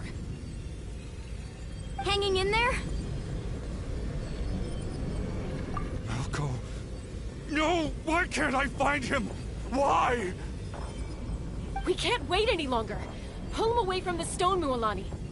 I already tried, but the power of the Abyss has him in a chokehold. It's like he's tied to the stone with an invisible rope. In that case, we have no choice. I'm sorry, Seat Molly. Get back! Chaska, wait!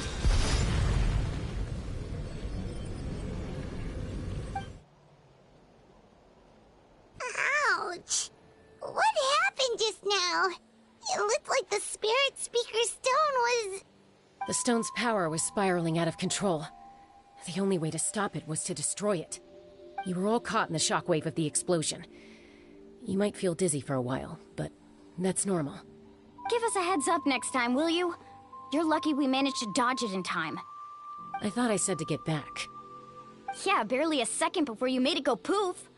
Not everyone has your reflexes, Chaska. We were this close to getting dragged into the explosion. Okay, I'll be more careful next time. At least Kachina's ancient name is still in one piece. Wait, where's Vichama? Vichama! Vichama! I couldn't find Malko's ancient name. It must be completely gone by now. Once your ancient name disappears, there's no coming back. From the very beginning, I knew there was a slim chance, but still. And now... it's too late to save him. From the minute he left that day, it was already too late. Vichama. I'm sure he's heard enough condolences over the years. Let's just give him some space. Huh? What's that in your hands, Vichama? It looks like something's glowing! Huh? This is...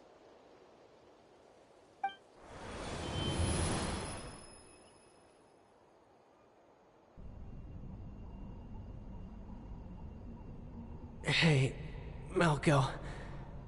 Got any strength left? Not enough to swing a sword, but to say a few last words? Sure. Too bad. No one will get to hear them. I never thought I'd actually die on this mission.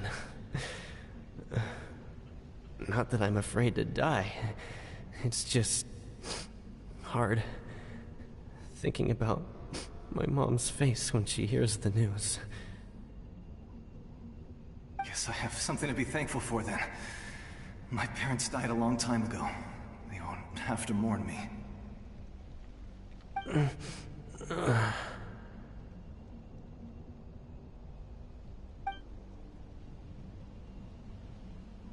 Pisak! Always had to beat me at everything, didn't you? Right to the end, you were never one for goodbyes. Maybe you're right. Maybe no one will get to hear our last words. But just in case... Vichama, I'm so glad you didn't come with us. Don't be sad. Just keep on living. For the both of us.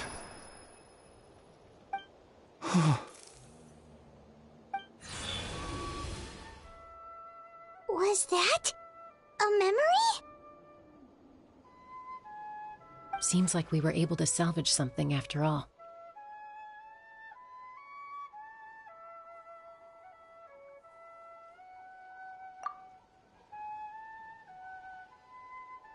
Of course.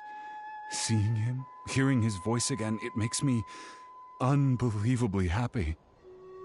But it also brings with it an even deeper pain. A deeper pain? Why? Malko was always the type to put on a brave face. But in that memory just now, his hands were shaking, and his smile was forced. For all these years, I regretted not being able to fight alongside him to the end. And now I know, at the end of his life, he was thinking the same thing. Vichama. I'm fine.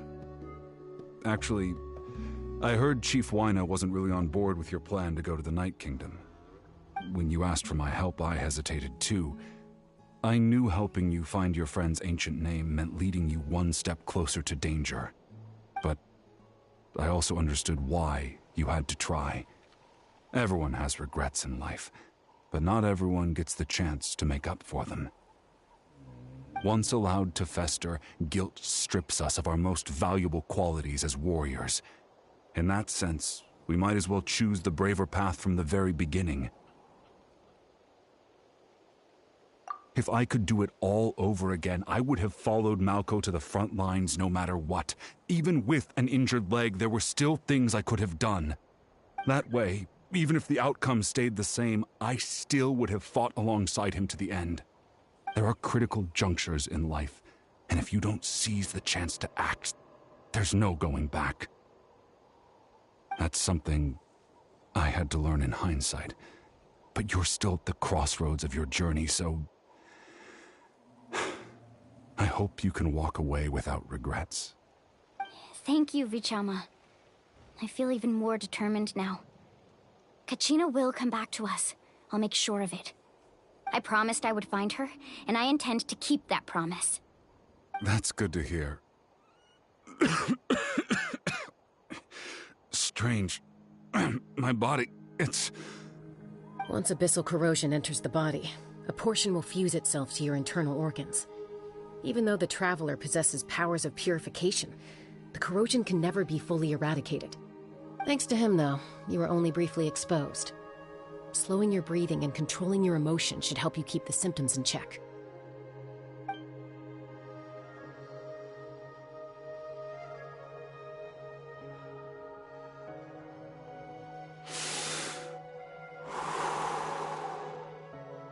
Huh. That does make me feel better. You seem very knowledgeable about all this. Just speaking from experience, that's all. Anyway, we've recovered Kachina's ancient name, so we're off to a great start. Let's get Vichama back to his tribe and tell Wyna the good news. Oh, and apologize for destroying the Spirit Speaker Stone. We had no choice, though, so he'll probably understand. Right?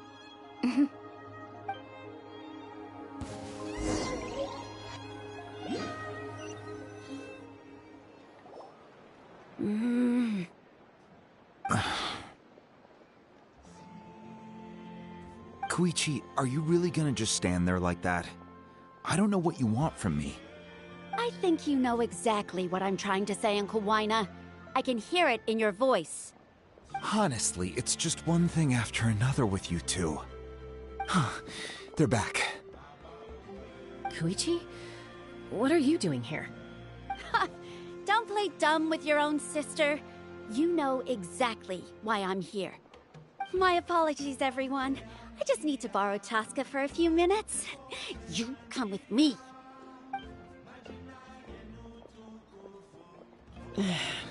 I'll be just a moment. Who was that? Koichi, Chaska's younger sister. Although the two aren't actually related by blood, it's kind of a long story. It's not really my story to tell, but I guess it's not a secret. You see, Chaska was actually raised by cuckoo sores. She was afflicted with a rare disease when she was a child, and abandoned in the wild as a result. The Abyss found her out there, all on her own, and tried to devour her. But in the end, all that did was trigger her will to live. That strength of will pushed her to survive. But it also planted a seed of conflict within her. Eventually, she was adopted by the cuckoo sores. Wherever they went, she followed, getting into fights right and left. For some reason, Paimon can totally imagine that. Well, when Chaska finally returned to human society, it was Koichi's parents who adopted her. At the time, Chaska still had a habit of getting into fights, so Koichi was always taking her around, apologizing to everyone. Ah, I remember those days. One of those fights was definitely with me. But, you know, kids. You're fighting one minute and your friend's the next. Eventually, she found a way to rein in that desire to fight. And now she's who people call to resolve conflicts. She's known as the Peacemaker. It sounds like she still argues with Koichi, though. Don't siblings usually stop fighting when they get older? That's partly my fault.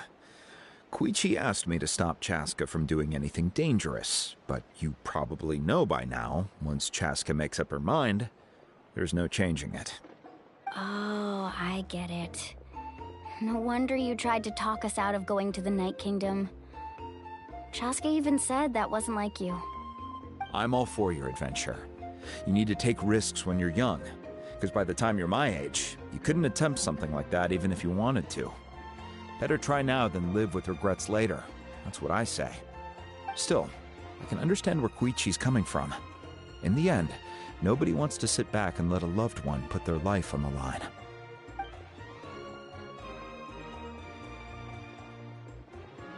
All right, it's just the two of us now. You have 1 minute to explain yourself. I don't have anything to say. You don't have to approve, but you should know I only do what's necessary. That attitude is exactly the problem.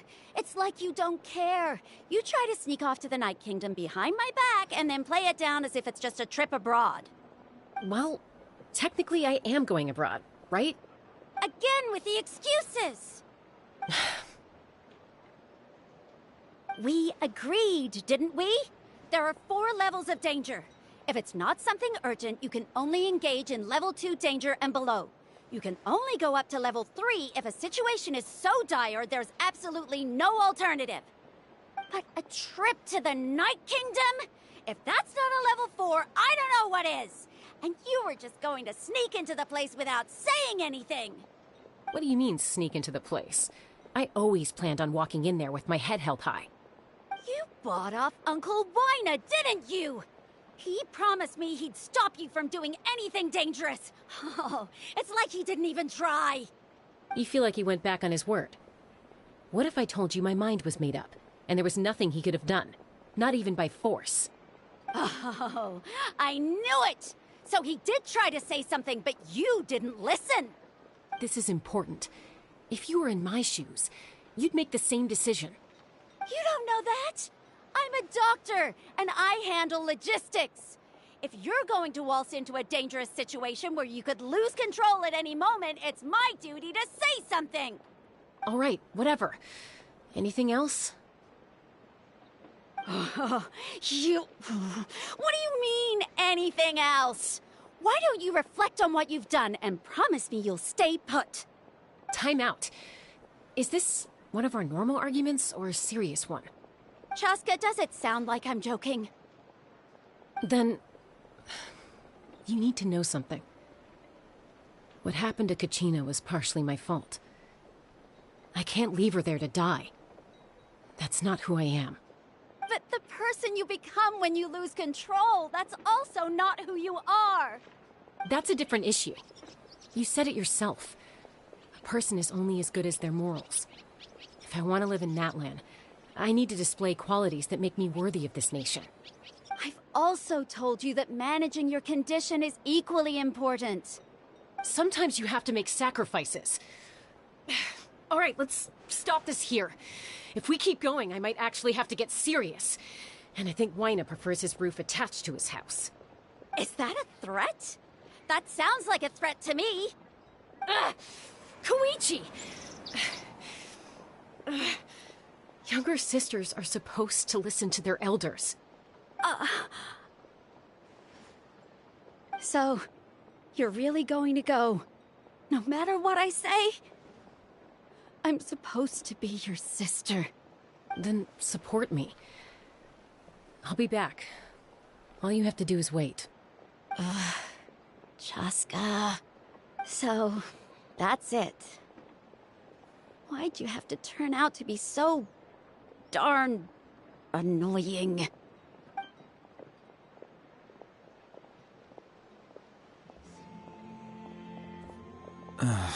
You two are something else. Something you wanted to say? I know you aren't related by blood, but you two sure are similar. Really? You know, I said that very thing to Koichi not too long ago, and she reacted the exact same way, down to the very tone of voice. It's not my place to get involved, but I will say this. Try to spend a little more time with your sister. You're tough kids. That doesn't mean you have to go it alone. Thank you. Anytime. All right. If you're done with the Spirit Speaker Stone, you might as well hand it over. According to Kinich, it's an important ceremonial artifact, so it'd be safer to keep it with me. About that. If only Tone-Deaf Bard was here, he could have repaired it just like the Holy Liar. It might be in a few more pieces than you remember. Huh?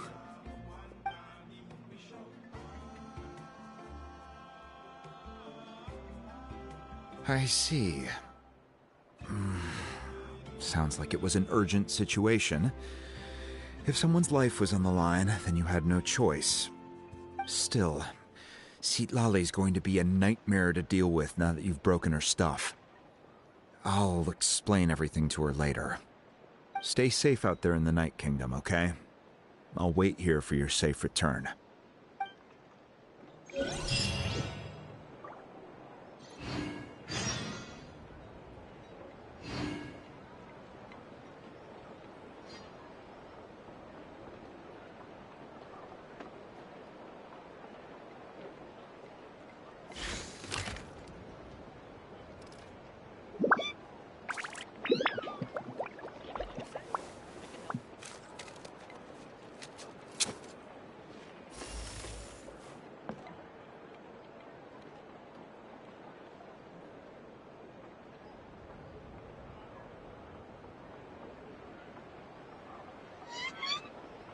A word of advice, don't break the law.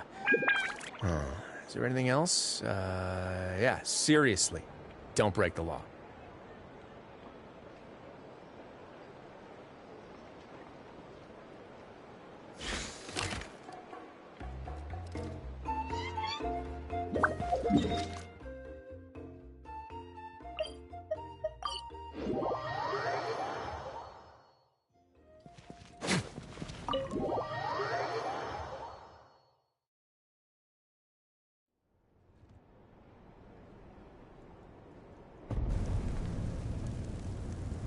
We're back! We found Kachina's ancient name, too! Well, it's fairly complicated. Let me give you the condensed version. The Fatui again? We can't go anywhere without them causing trouble. But what if the Fatui finds out you've lost your power? Won't they try to take advantage of the situation? That's why it has to be our little secret. No one else can know, or we're asking for trouble. Look, I wish I could offer you some sort of consolation, but I won't lie to you. With multiple factions closing in, there's nothing comforting about the situation we're facing. Still, all you need to do is focus on your goal. You can leave the complicated matters to me. I can also step in on the Pyro Archon's behalf. There's a limit to what I can accomplish, but I'll help you however I can. There's no need to be so modest, Yan-san. Your incredible strength has long been a well-known fact. You're the pride of your tribe. Archon, I'm sorry about before. You have so much on your plate, so much that you have to worry about. But all I could do was focus on my own feelings. You have nothing to be sorry about. We all get overwhelmed by our emotions, myself included. Your reaction to Kachina's disappearance, I understand that feeling very well. Well, now that we have Kachina's ancient name, let's go track her down. Follow me.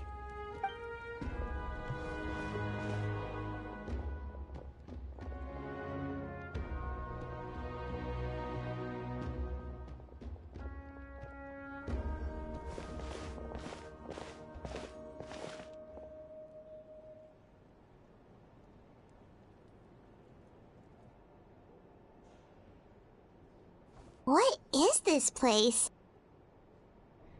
Hey, isn't that Atea's talisman? Good eye. This is where I store all the various mementos I've collected. Whoa.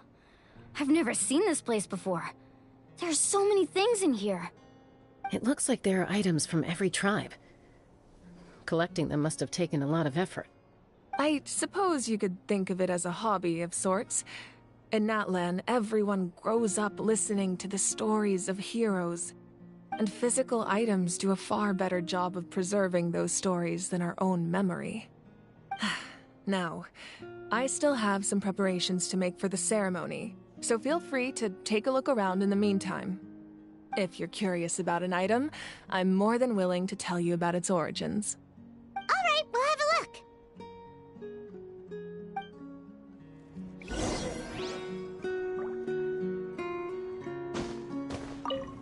This flower looks like it's thriving. You must be good at taking care of plants, Archon.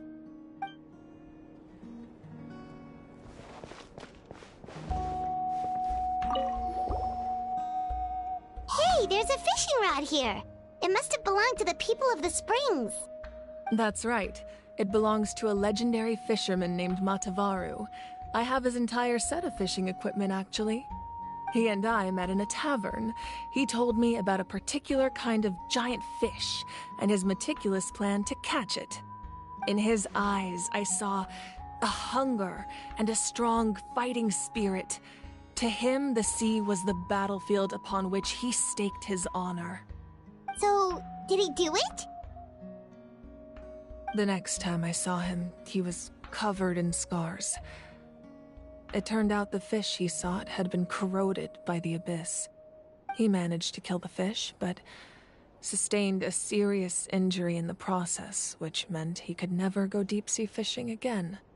Can a fisherman claim victory if he fails to bring back his catch?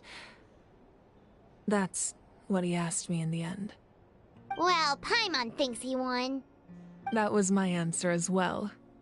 The experience was far more valuable than the prize itself. In the end, he didn't want his tools to go to waste, so he gave them to me. Wait, that means you also know how to fish. Maybe we can go head-to-head sometime.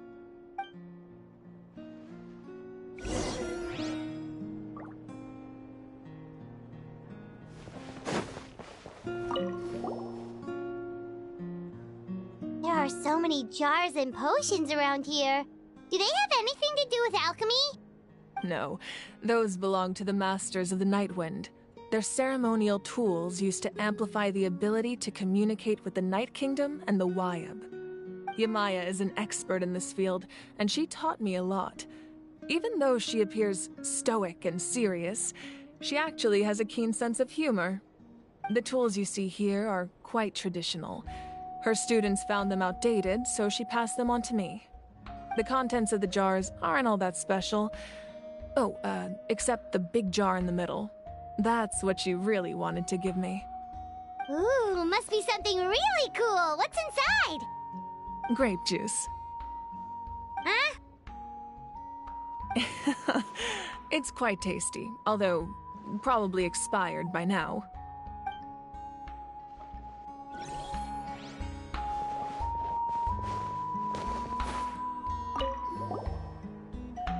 Whoa, that belt is bigger than Paimon's head! The Collective of Plenty are known for their bodybuilding competitions and contests of strength. This belt is a symbol of great honor within the tribe. The association with strength might also have been the reason the original belt was extremely heavy. It was difficult for even 2 people to lift. And even if a warrior had the strength to put it on, wearing it for any length of time would still leave them gasping for breath. Sounds like it. So the owner of the original belt, Kitera, commissioned a craftsman to make a copy identical in appearance but far lighter in weight. That is the belt you see before you. He would often wear this version when training in order to protect his waist. Or he made a lighter version so he could wear it all the time and show it off.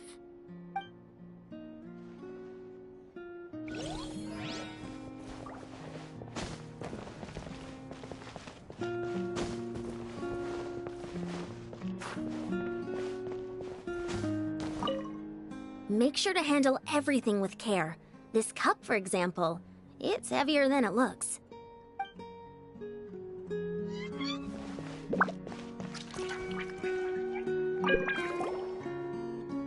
This is Atea's talisman. I'm sure you're familiar with this one already. Atea was rarely ever without it. The talisman brought her a lot of luck in battle.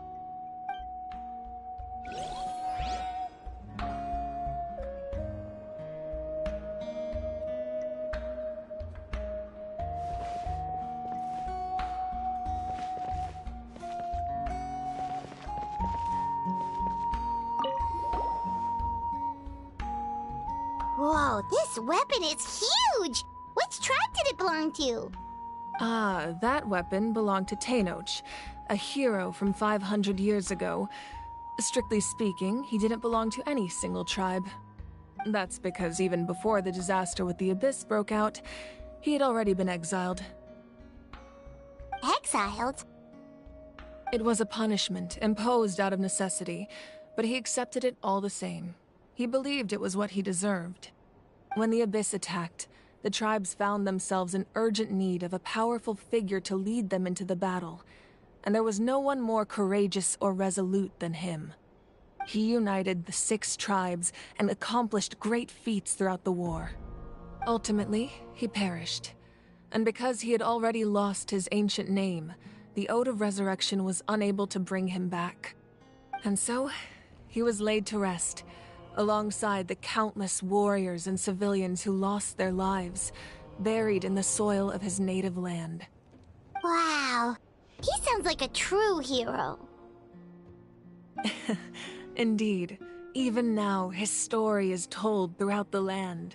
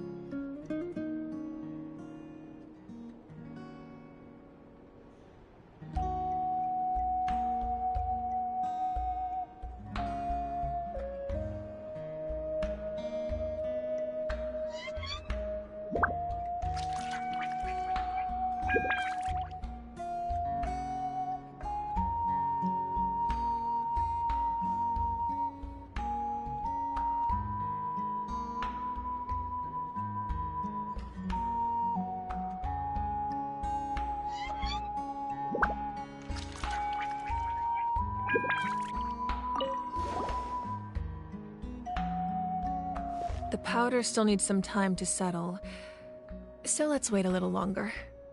Well, what do you think of my collection? Do you feel like you have a better understanding of N-atlan's culture now? Yeah, if each item represents a different story, seems like N-atlan's really been through a lot.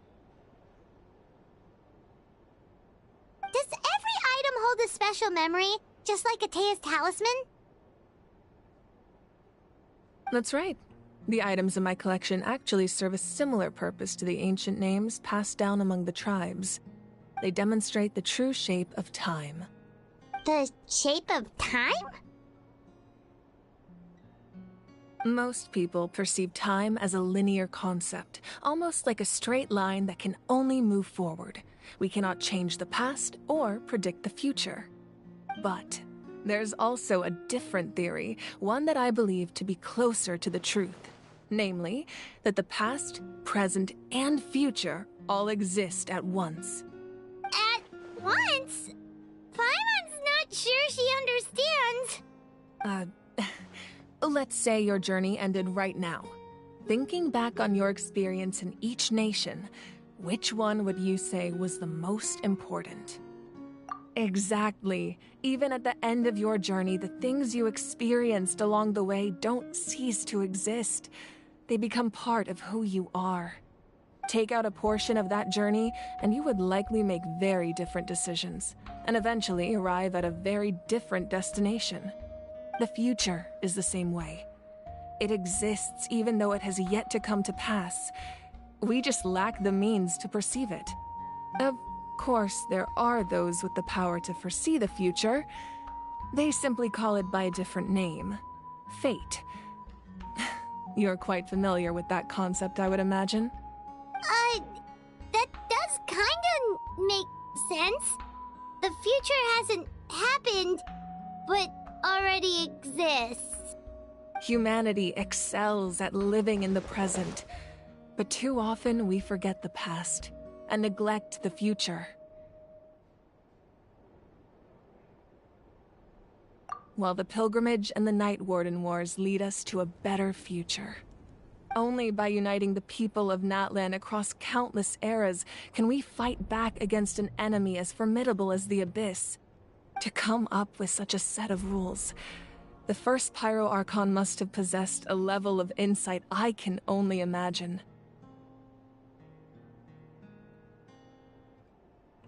That's correct. At first, he was a mortal man with no special power. After he ascended to the Divine Throne, he used it to borrow power from the heavens and establish the rules of N-atlan. Namely, a framework through which ordinary people can ascend to Archonhood. By holding the pilgrimage, we're able to determine the strongest among us. And when that person ascends to the Divine Throne, their inner flame will awaken. In addition, the sacred flame will grant them significant knowledge and memory of this land. After all, that's how I came to know everything I just told you.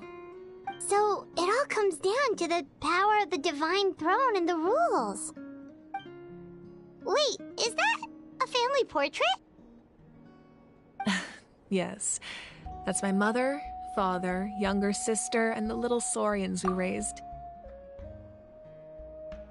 I turned a piece of my dad's leather armor into a canvas and commissioned a famous artist to paint our likeness. Your sister is so cute! It looks like the two of you are really close.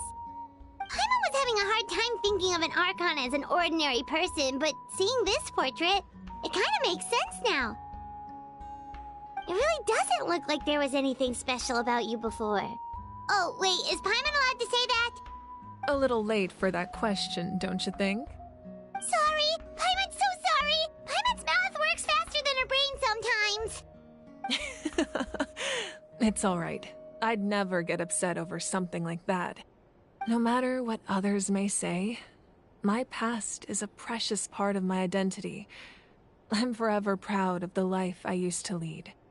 Becoming the Archon doesn't mean you sever ties with your family. The position just comes with a lot of responsibilities, so it impacts how often you get to see them. My father made the most delicious stew, so my sister would often bring me a large pot of his cooking, and he would sit on a blanket and eat it together. One time, we didn't close the door securely, and the saurians we were raising ran into the room and knocked over the entire pot. My sister immediately burst into tears. The two troublemakers were going for the meat, but when they saw my sister's distress, they froze on the spot. I still remember the way they laid there, sulking like a pair of children, even after making such a mess. It was frustrating, but in the end, all I could do was comfort my sister and move on. Wow.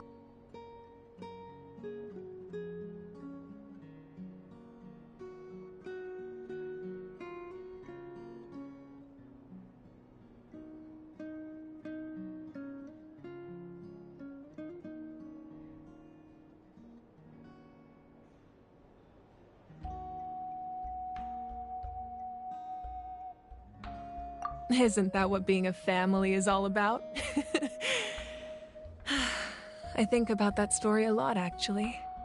As the Archon, I made a vow to defend this nation, and experiences like that, they remind me exactly what I'm trying to protect. Well, what happened after that? This portrait looks pretty old. Your sister must be all grown up by now, right? I believe she ended up working as an architect and artist. She built many houses and crafted many beautiful works of art. Anyway, that's enough about me. Now that the powder is settled, we can begin. Ian-san, Mulani, Chaska, over here, please. Place the ancient name up there, and then we'll begin.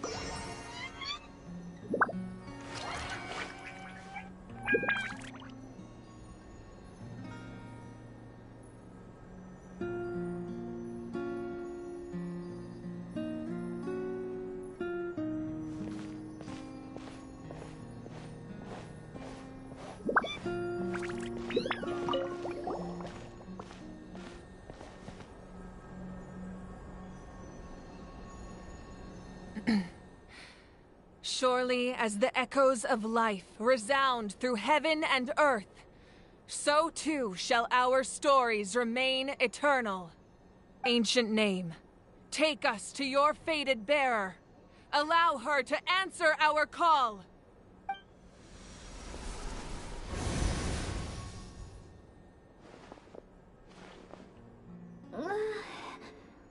Am I hallucinating again? Kachina, are you okay? Huh? I'm not seeing things, am I? Is the Abyss playing tricks on me again? It's okay, Kachina. It's just us. We're trying to find a way to bring you back. Everyone, you have to listen to me.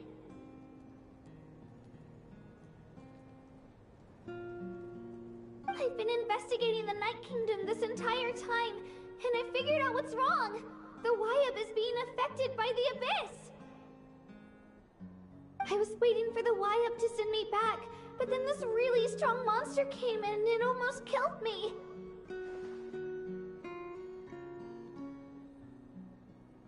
The Wyab saved me, even though its power is weakening, so I've been hiding from the monsters while trying to find a way to help. The Night Kingdom has become a huge mess, though. I keep hearing these awful sounds and seeing really horrible things. Don't listen to those sounds, Kachina. The Abyss is trying to strip you of your sanity. All you need to do is stay safe and wait for us. We'll be there shortly. It's okay. I feel so much better now that I've had the chance to talk to you guys. You don't need to worry about me. I've never been strong or special at all, really. So I don't blame anyone for forgetting about me or leaving me behind. Just knowing you care is more than enough. I'll find a way back. You don't have to put yourselves in danger to come rescue me. You're always like this, Kachina. Now's not the time to act tough. We're coming for you, and that's final. I don't know what lies the Abyss has been feeding you, but I'll tell you something right now. Nobody here sees you as a burden. You're a victor of the Night Warden Wars, a hero of N-atlan. All you need to do is wait for us to rescue you, and you'll get all the applause and recognition you deserve.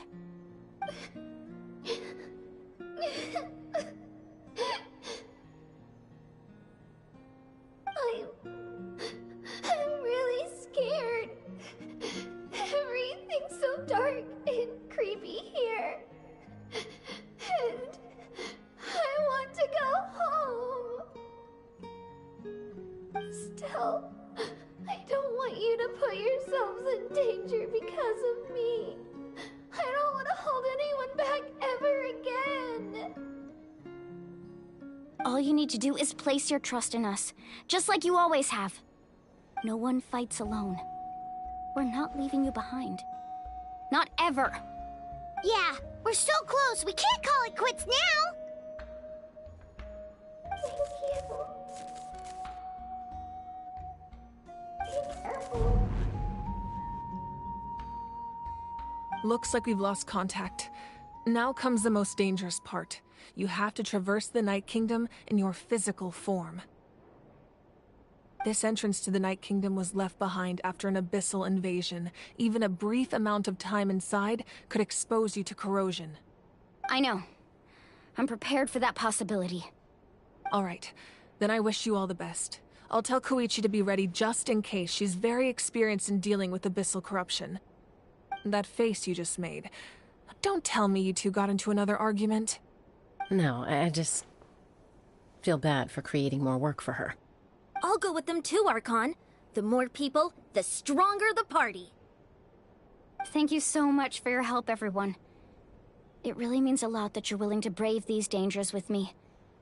There's no time to lose, so let's get going. Now that I've lost my power, I won't be able to provide much practical support. But I can still keep an eye on the situation from here. Eon-san, I know it's unlikely, but if you encounter a situation you can't handle... That won't happen. I hope not.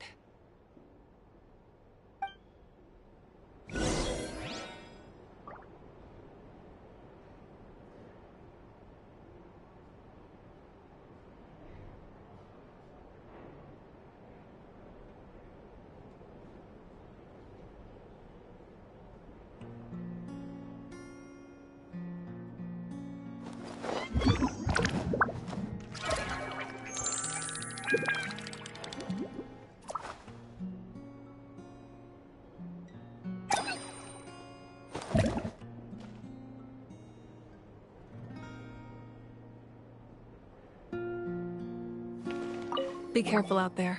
I'll observe the situation from here.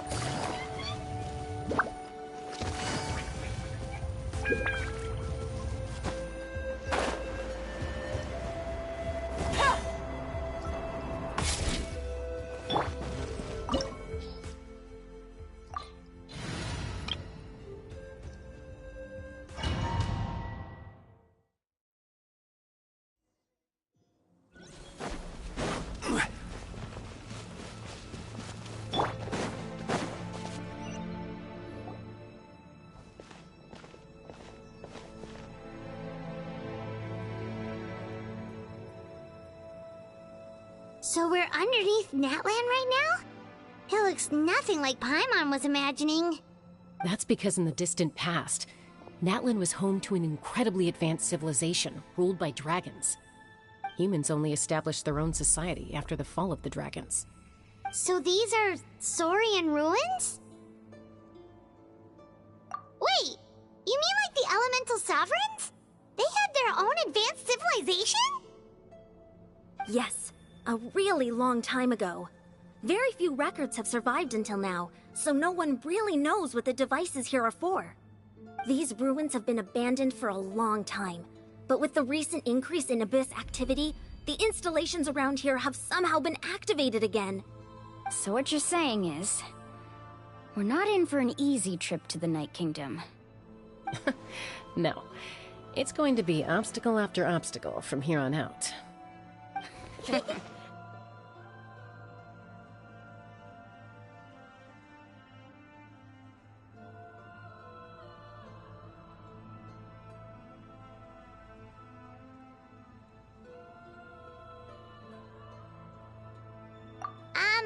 Why are you all laughing like that? It's creeping Paimon out. It's the pre-adventure excitement kicking in, right guys? Of course. I'm eager to get started.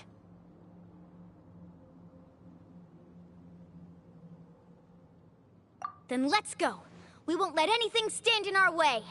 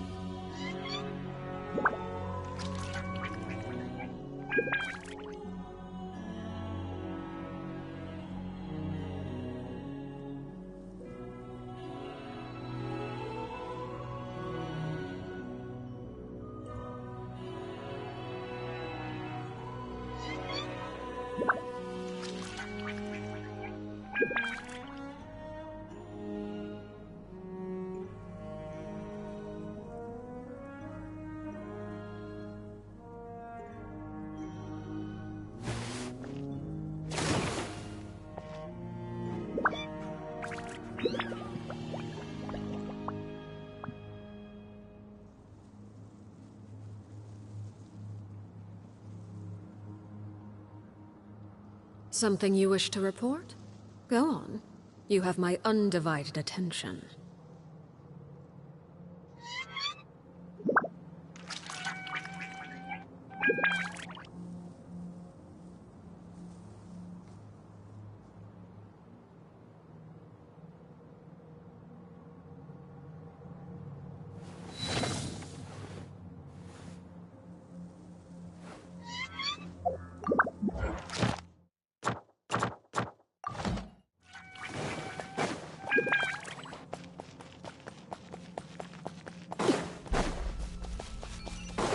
Seems like the road ends here. How should we get across? As a professional trainer, I think you could stand to build up your endurance, Paimon. Professional trainer? Paimon thought you were a warrior from the Collective of Planning. Well, that goes without saying. But I actually work as a sports coach. I provide professional guidance for many of N-atlan's popular sports. And I don't just mean physical training. I design nutrition plans as well. Ah, so basically no sugar, no soft drinks, no grilled meat. Yeah, we'll be here all day if you list them out one by one. It's much faster to just focus on what's good for you. Such as... Those guys look familiar. We've fought them before. Let's go. Show no mercy.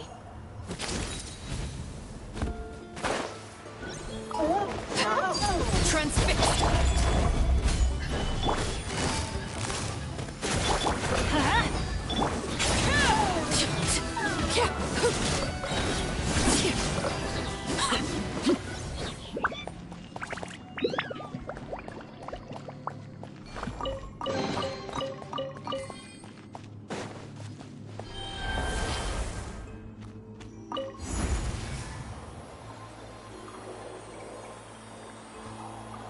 Oh, the place we need to go seems really high up.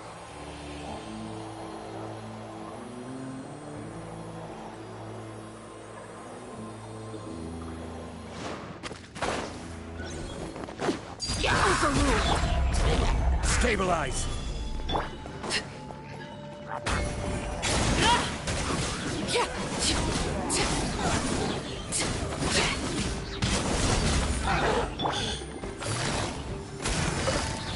Game's up. Fun's over.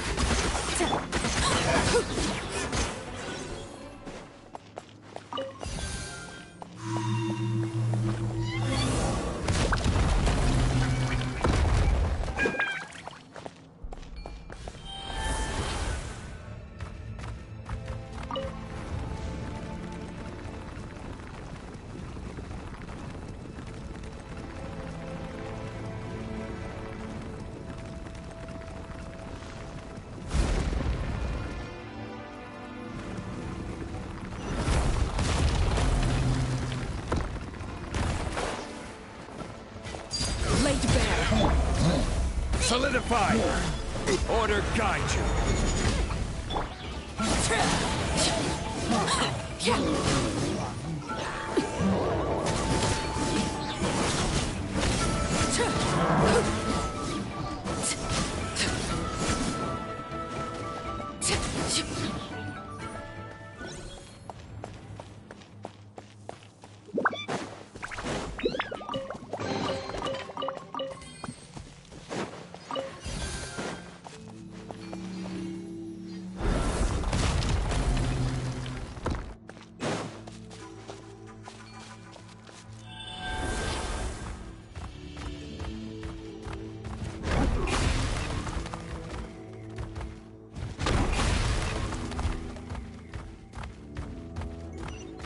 This is the final stretch. We just need to climb up, and we'll be there.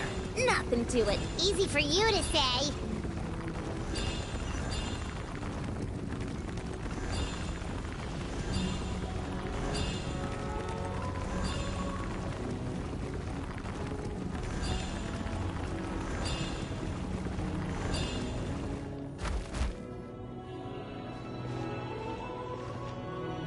This must be the entrance the Pyro Archon told us about. The one ripped open by the Abyss. Yes. There's something in the depths of this place that feels familiar, yet also foreign. We actually have to go in there? Okay, Paimon just needs to psych herself up. Don't push her through before she's ready.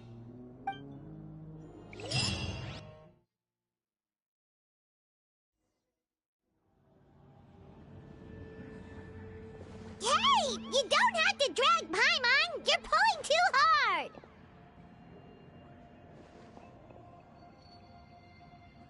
Looks like we made it. This is the Night Kingdom. It looks so different from what I imagined in the stories. That overflow of energy is probably what trapped Kachina here in the first place. From this point forward, everything we know about the real world no longer applies. Anything can happen here. Paimon's more worried about how we're gonna make it out. We obviously can't go back the way we came. Do you see that patch of light on the ground? It's shining down from that fissure in the sky. Oh yeah, right in front of us. So that's coming from up there? Oh, it's so high up. Did we really fall that far down? Just like I said, our real-world knowledge doesn't apply here. We fell all this way, yet came out completely unscathed. If this was the real world, we'd have to climb our way back up to the entrance. But here, all we have to do is stand underneath the light and offer a prayer. That's it?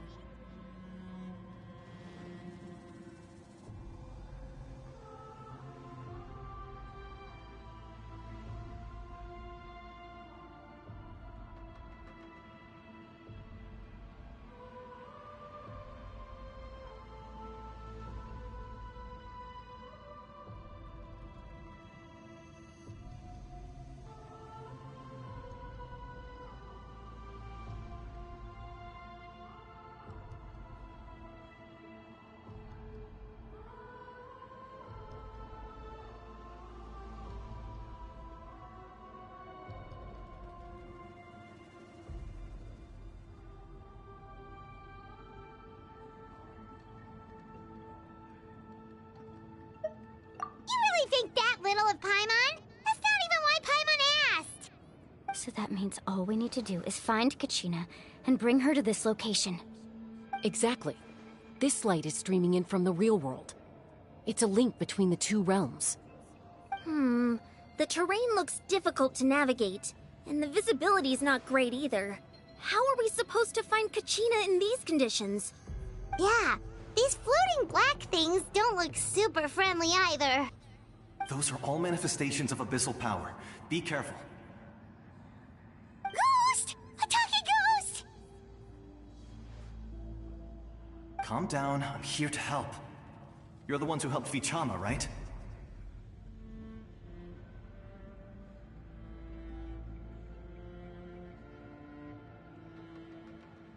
Yes, I'm Vichama's friend, Malco. I was completely lost to this realm until I sensed a mysterious power calling out to me. It's like it was seeking me out, attempting to reassemble the pieces of who I used to be. Of course, it could only do so much. I'm sorry I can only appear before you in this imperfect form. No, we should be the ones apologizing. If the Spirit Speaker Stone hadn't become corrupted by the Abyss, we could have done much more. But we had to destroy it. Otherwise, Vichama and his tribe would have been in danger. Of course. Thank you for protecting him. I never imagined that, even after all these years, he'd still take such a risk for me. Under the power of the stone, it felt like our souls were connected. Turns out even our regrets were exactly the same. Whether in triumph or death, you want your best friend by your side. Exactly. That may not be in the cards for us, but it's not too late for you. You're looking for a young girl from the Children of Echoes, right?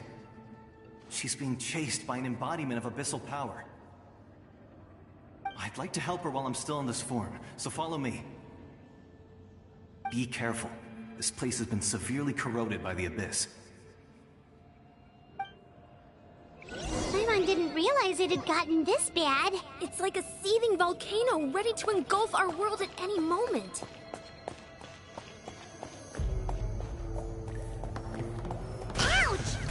back here. Okay, go on. Stick close to me. My power will be able to ward off attacks for the time being.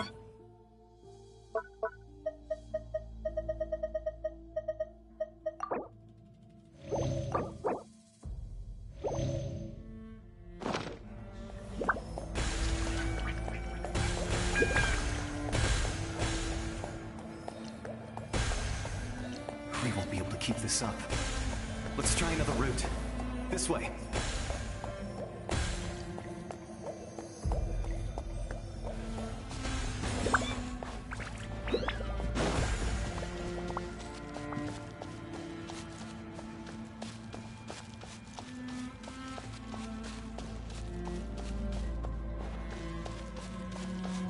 Not good.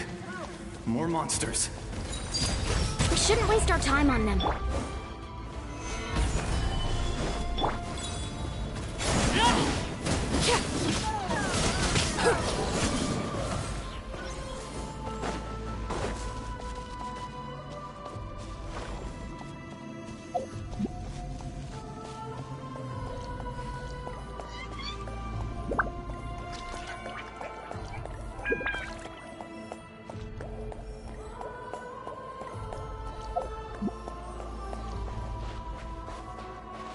Oh, Paimon can't see anything! It's easy to get lost here. Just stick close.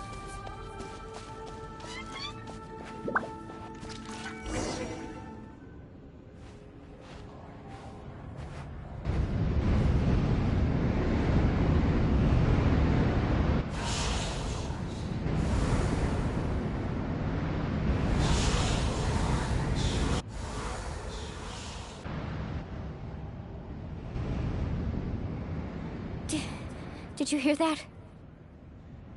What? Never mind. It was probably just my imagination. Don't scare Paimon like that! I heard it too. It was a voice from the abyss. What did it say? Doesn't matter. It certainly doesn't harbor good intentions.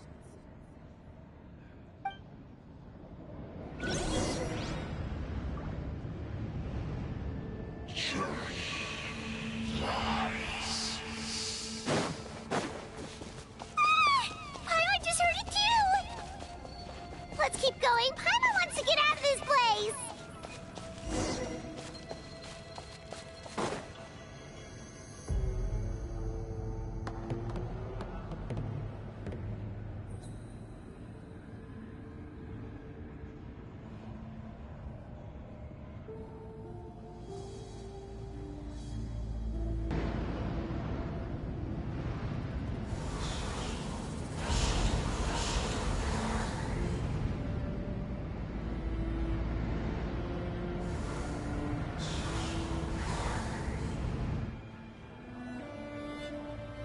We're here, Kachina! Oh, honey? You made it! Looks like our reunion will have to wait until we take care of these monsters. Good idea. Let's go!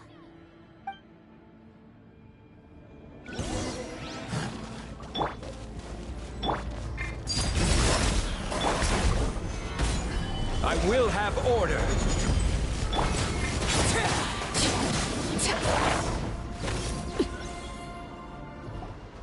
You're here.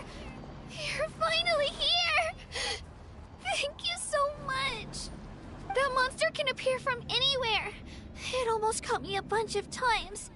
The Wyab's power helped keep me hidden, so I just tried to stay out of sight until you got here. Had a girl. You did so well. And most importantly, you weren't hurt. Should we start heading back then? Actually, I have a request. Will you come visit the Wyab with me? I can't exactly put it into words, but something's wrong with the Ode of Resurrection. And I know it has something to do with the contamination from the Abyss. That was the Pyro Archon's theory as well. Everything we've seen here certainly seems to back it up. In the Night Kingdom, there are 6 main totem poles representing the Wyab of each tribe. You can think of them like the body of each Wyab. Additional totem poles, like the ones around here, serve as proxies to which the Wyab can extend their consciousness. There are countless proxies scattered around the Night Kingdom. Through them, the Wyab can extend their consciousness over the entire realm and track down souls no matter where they roam. But if a proxy were to become severely contaminated, then a soul could become lost within the Night Kingdom. Judging by the current situation, I don't think we're dealing with just one contaminated proxy. Even if we could drive back the abyssal power from one of them, that probably wouldn't even put a dent in the problem. Still, we can't just leave the Wyab to suffer. It's protected me this whole time.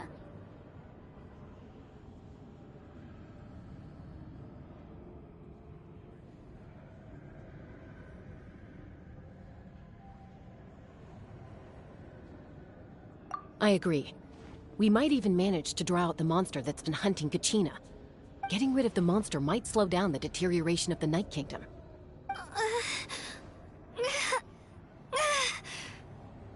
Kachina? What's wrong? Nothing. Just a headache. And that voice again, telling me to abandon the Wyab and leave this place. Maybe we really should leave. Kachina's already been here for too long.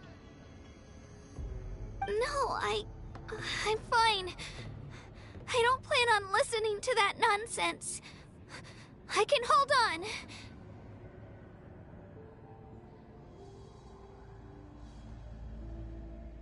Just up ahead. I'll lead the way. Besides, I can still fight, so please, help me out a little longer. Listen to me, Kachina. We'll come with you, but that's because we want to help the Wyab. Not because we have something to prove. You don't have anything to prove either. It's okay if you reach your limit. We'll be there for you. All right. The sooner we get this done, the better. We've already come all this way, so we might as well try to get to the bottom of this. Let's go. This way. I'll stay here and try to stall the Abyss monster. All by yourself? That's too dangerous! It's all right. I may not be as strong as that monster, but I'm definitely more familiar with the area. Besides, I don't have much time left. If you're anything like my friend, I'm sure you're not particularly fond of goodbyes. So go. Achieve your goal, and return to the world where you belong. Thank you for everything. You're a true hero. Thank you. No one fights alone.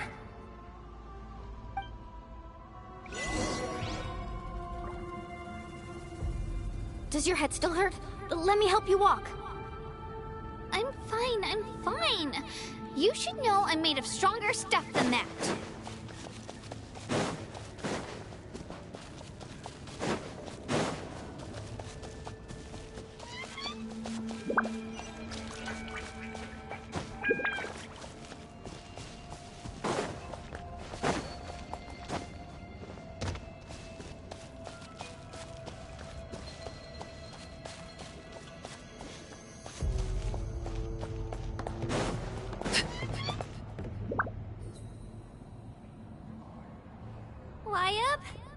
Wyab!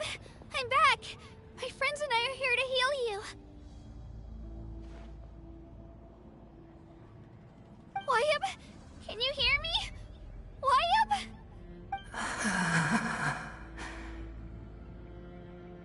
So we were right. The contamination is already too severe. It's preventing the Wyab from answering our calls. All right, get ready, everyone. Time to purge the abyssal energy from this place.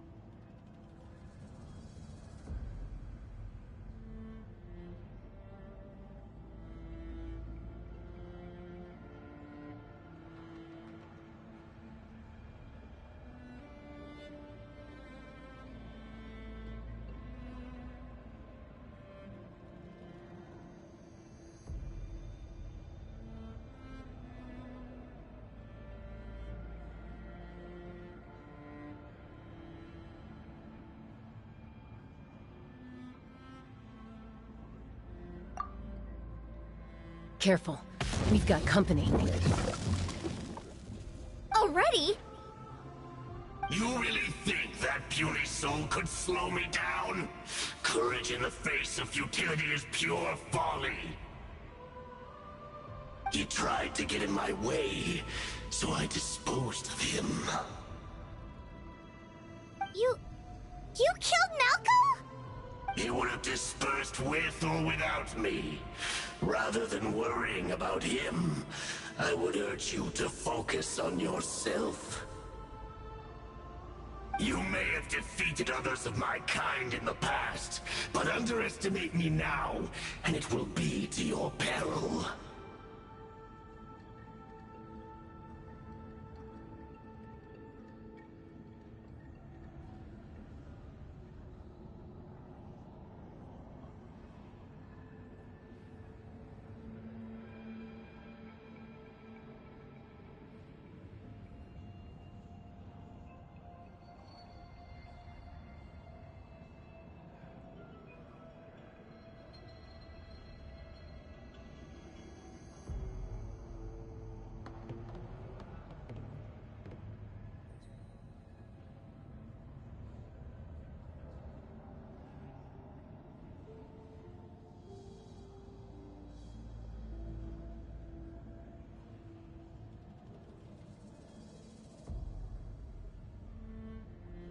No. The power of the Abyss is intoxicating. The destruction it seeks captivates like a masterful work of art. I strive only for the opportunity to see it up close. I thought this naive little girl was an exception, but it turns out humanity is full of lambs willing to offer themselves up to the slaughter. That is the tragedy of your short lives. You understand nothing of all-encompassing power. Ancient names, pride, friendship, all empty ideas invented to give you a false sense of self-worth. They possess no power at all. The Pyro Archon created those grandiose ideals out of pure selfishness. Anything to avoid sharing power. Anything to avoid handing over the primordial gift to ordinary people like you. Don't believe me? Then ask yourself, why is the Pyro Archon strong beyond measure, while you, Kachina, remain so pathetically weak?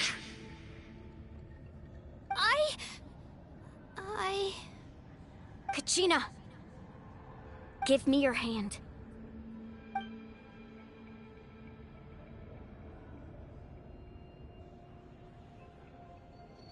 Feel that?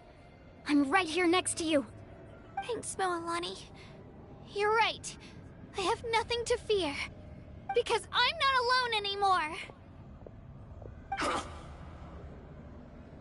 You're right. Maybe comforting ideals don't have any power. But you also couldn't be more wrong. You've never had to work for your own strength, so you will never understand the true source of our power. What? The courage we have to stand before you and not back down? It comes from our friendship. The power lies not in the ideal itself, but in our commitment to upholding that ideal, and in our decision to stand together and fight! Well said! Let's go, Kachina. It shouldn't take more than 2 of us to handle an enemy like this. Sorry in advance, but you deserve what's coming to you! There aren't many in N-atlan who can beat us when we're together. It's time he got a taste of that kind of power. From the ashes, hear the inferno! Off we go. Right here! The power of flame compels! Hear the inferno's call! Woohoo! On the flames of redemption, Amazing! Time for my coming!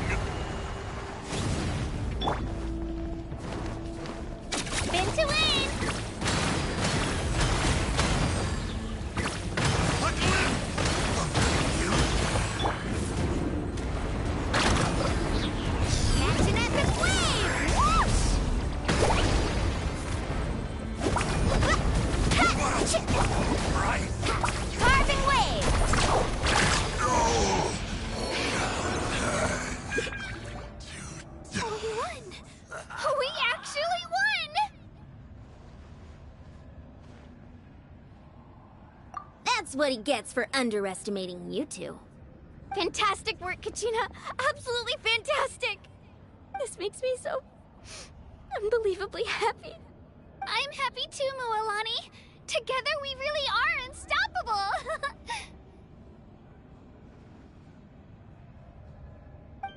Huh? What's happening?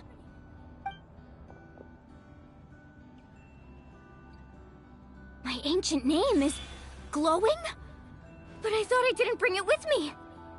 It's probably a projection from the real world, but that doesn't explain why it's glowing all of a sudden. Wait, does that mean you're...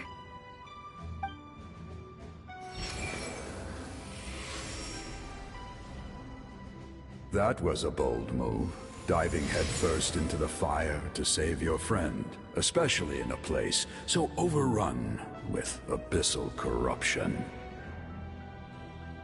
Still, seeing you pull it off was really something. Everything you said was exactly right. As isolated individuals, we stand no chance against the power of the Abyss. It took years' worth of scars and lots of unnecessary suffering for me to understand that for myself. The Pyro Archon's plan will unite us as one. Everyone has a part to play. Only then will we have the power to defeat the strongest of foes. Who are you? Tupac, a warrior from the people of the Springs. I fought against the Abyss during the invasion 500 years ago. I've heard that name before. You were the giant who saved all of N-atlan. Since you were able to awaken my words from your ancient name, that means you have fully embodied the aspirations of the Wayub. Under the name Umoja, you shall unite the tribes and save N-atlan from its impending doom. Me? As long as blood still runs through your veins, even the tiniest spark of steel against stone can ignite a flame. Its blaze will become one with our vision for N-atlan. Even amid everlasting darkness, our bonds remain eternal.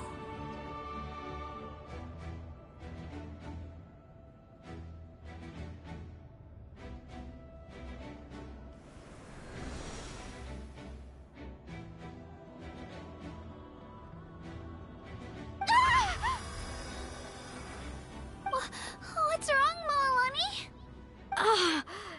So many memories. My brain was just flooded with everything he once knew. So that's what happened. What do you mean? Did you just figure something out? 500 years ago, they foresaw the very crisis we're facing now. Efforts to save N-atlan started all the way back then. We can go over the details once we get back. We shouldn't linger here longer than we have to.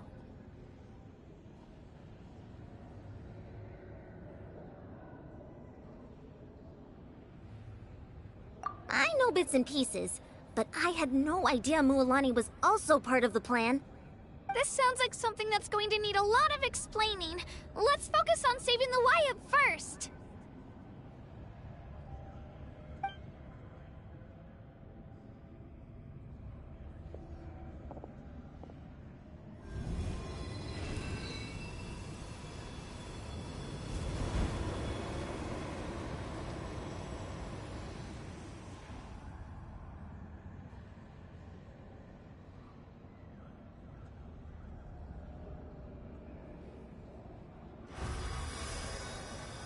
Okay, that should be enough. Wayub? Wayub? Can you hear me?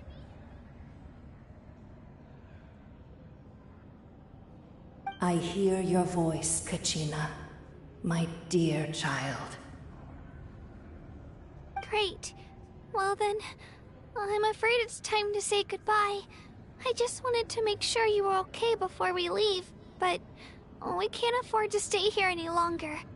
I was going to ask why you bestowed an ancient name upon someone like me, but it's okay.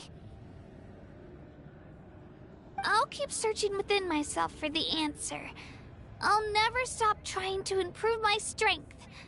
One day, I'll live up to the hero you saw in me. You are already an outstanding child in my eyes, Kachina.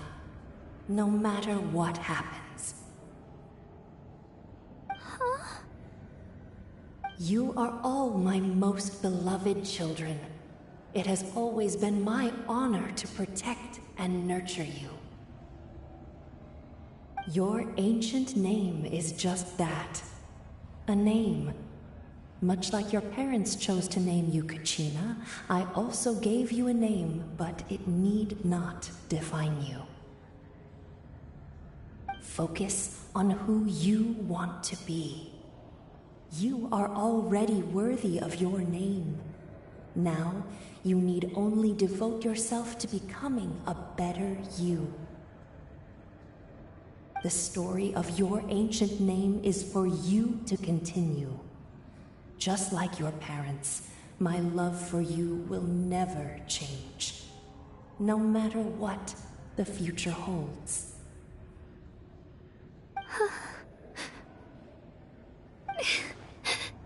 Thank you, Wyatt. It gladdens me to see the Pyro Archon's plan move another step towards completion, but it is time for you to leave this place. The situation here is getting worse. Go now, my children. Save N-atlan on behalf of all you hold dear. I know we've never met before, Wyatt, but I just wanted to say thank you for encouraging Kachina. It was exactly what she needed to hear. Whoa! What's going on? An earthquake? We're out of time. It's the power of the Abyss. Quick, we need to run!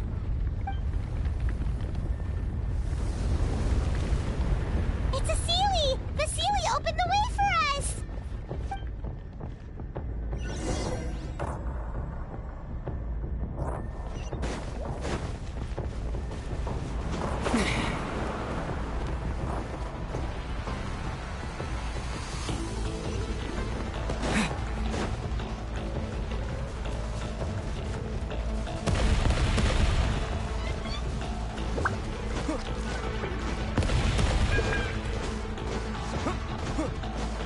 The opening in the sky! It's closing! We need to hurry, or we'll be stuck here!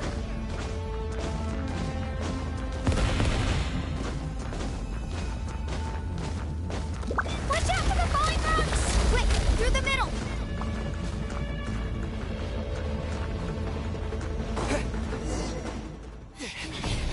Come on, faster! We'll never make it!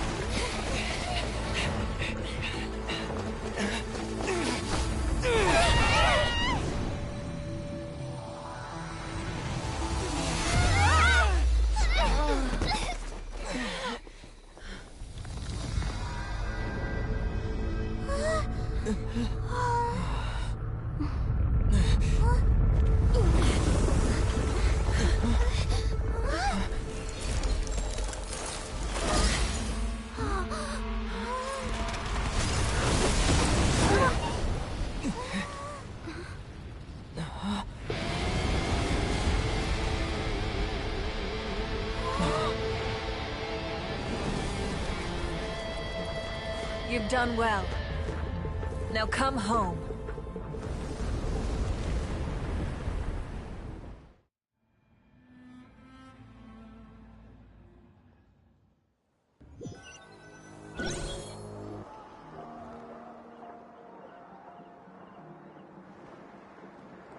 We're back! The Pyro Archon saved us. But she's not here?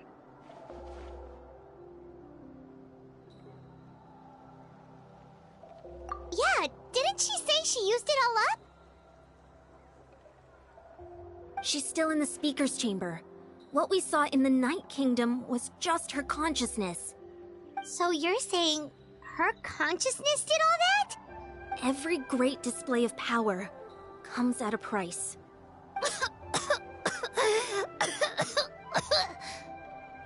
You must feel terrible, Kachina. Just hold on. We'll get you to a doctor soon. Let's get back to the stadium. The Pyro Archon said she'd have a doctor waiting for us. I recommend getting a full checkup, just to make sure no damage gets left behind. Paimon feels okay. What about you, Traveler?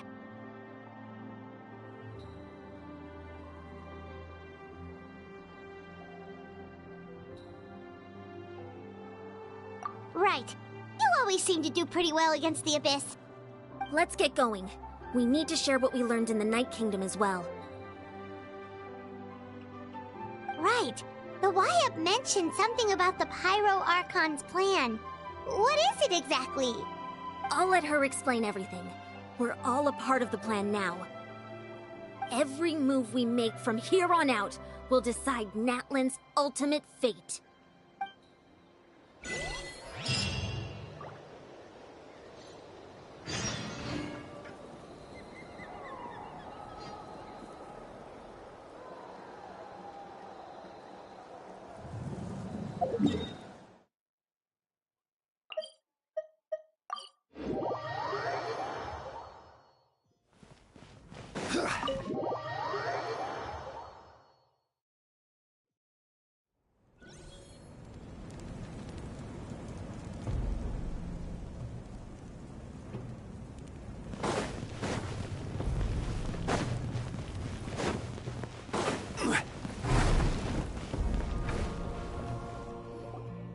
Huh. There's a lot less stuff here than before. It's good to see you all here in one piece.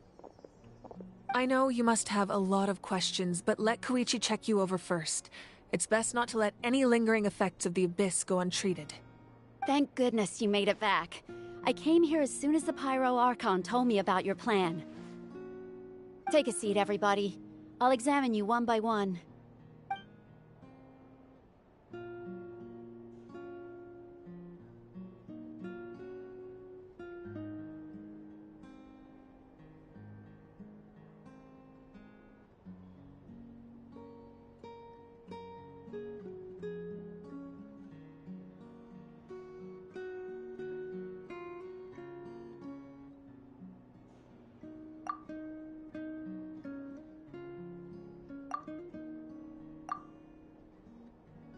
All right, that should do it for now. But just to be safe, I'll perform another checkup in a couple of days. I have to say, though, I've never seen anyone react to the Abyss like you, Traveler.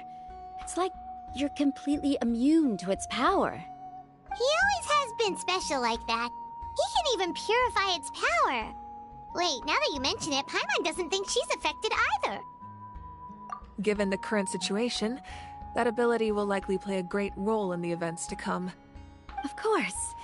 I still have patients to see, so I'll head out. Thank you, Koichi. All right, all right. We might not see eye to eye, but we both had good intentions. Just give it time. I'm sure we'll figure things out between us one day. Yeah.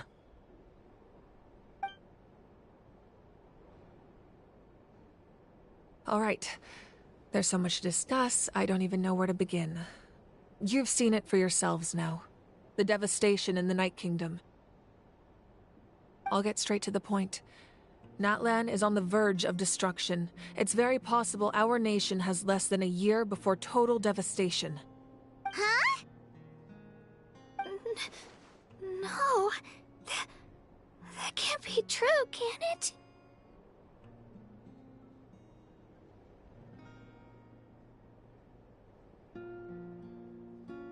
That's right.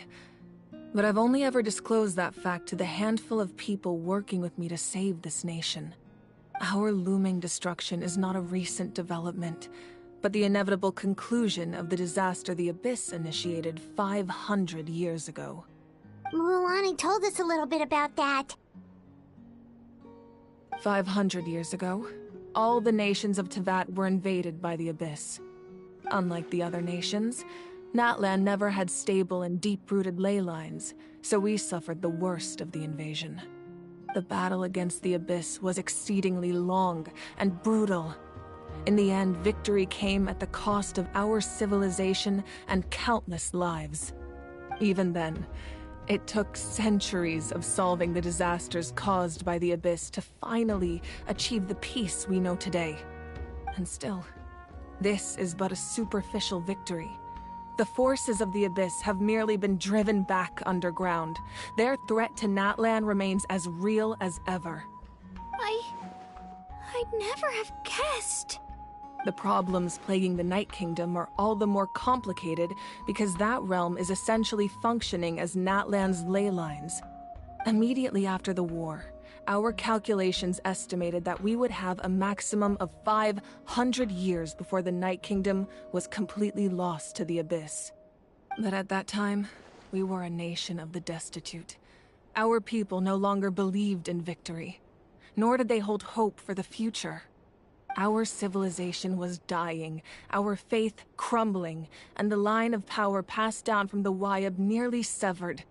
If we didn't bring the nation back together, it would be foolish to even dream of defeating the Abyss in the future. So, the Archon had a long and involved discussion with the heroes of each tribe, and finally came up with a 500-year-long plan to save N-atlan. So that's what happened. After finding Kachina, I encountered a strange figure who gave me a series of new memories.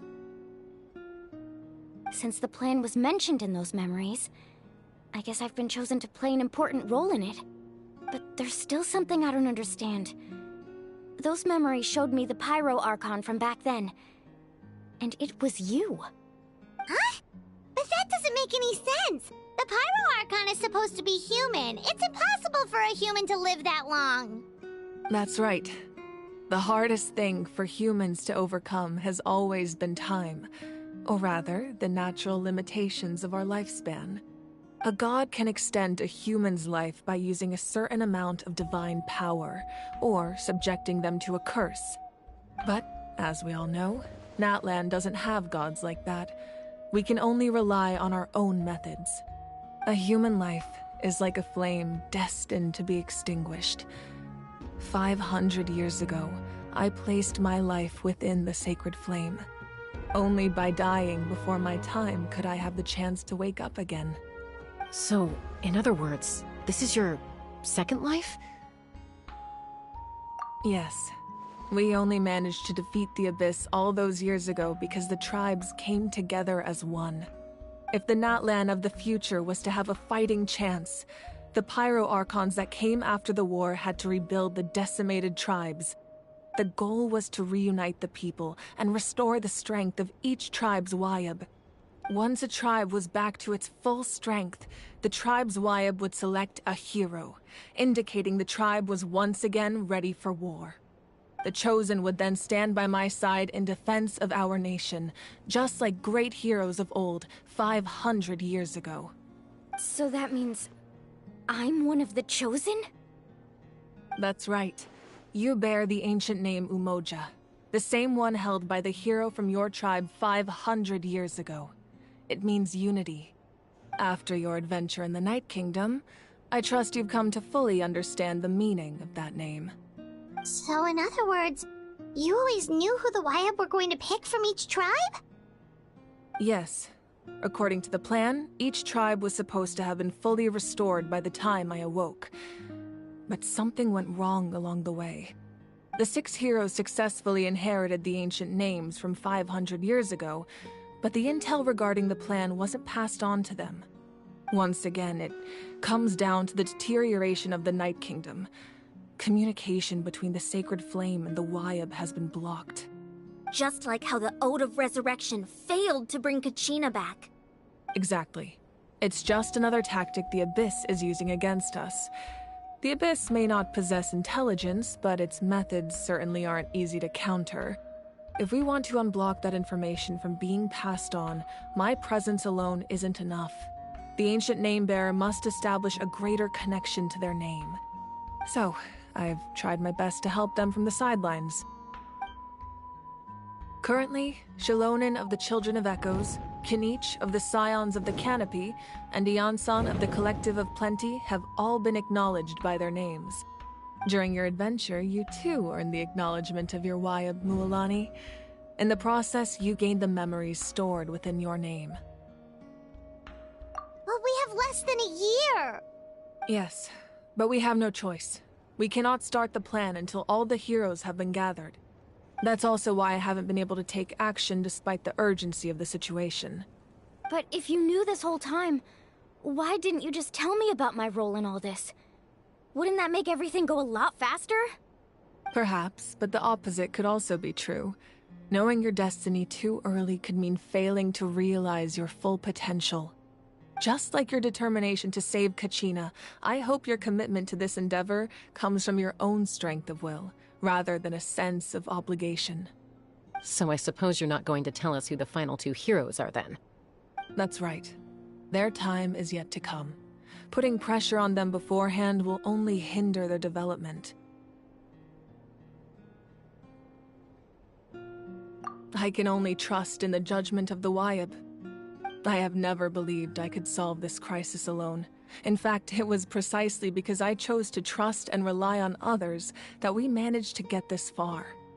N-atlan's salvation lies not in its Archon or any singular individual, but in us all.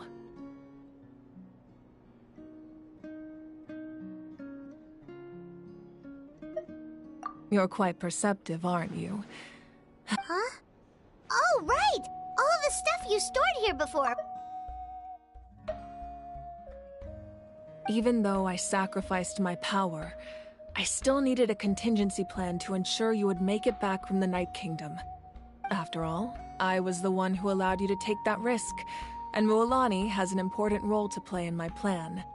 In addition to their sentimental value, the items I stored here held a much more important purpose: fuel. Fuel? So back then, that's why you... Yes. The stories embodied by those items are certainly important, but there's an even more significant trait they all share. Every item belonged to a hero of N-atlan. Over time, they became imbued with a certain amount of contending fire from being carried in battle.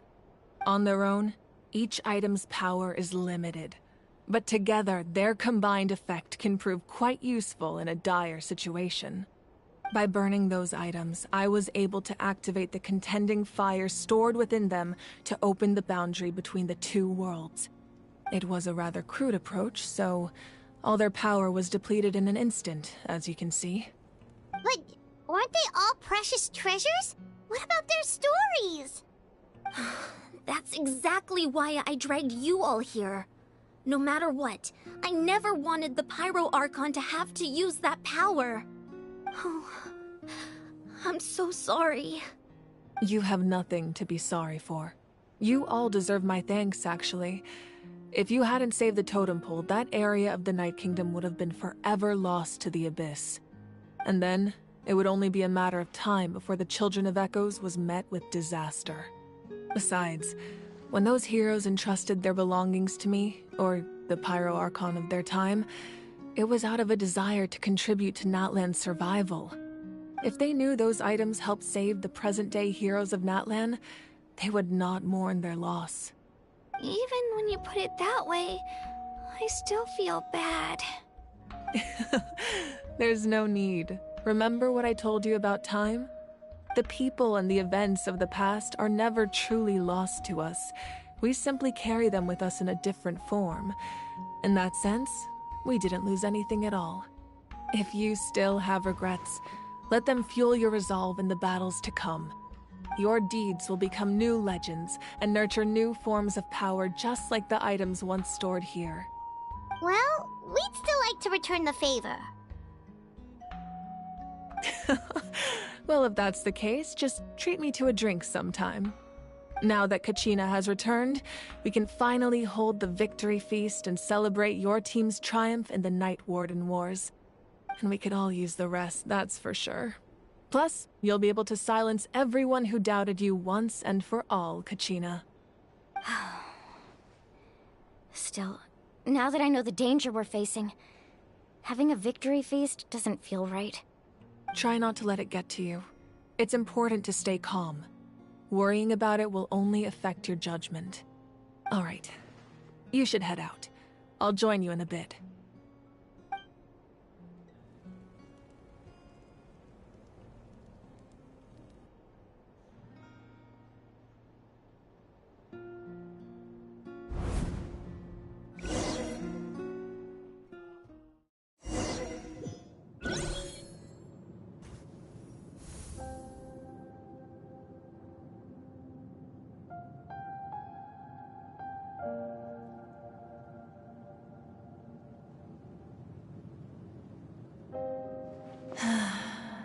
When I was young, I used to sit by the hot springs and listen to the stories of warriors from all over N-atlan.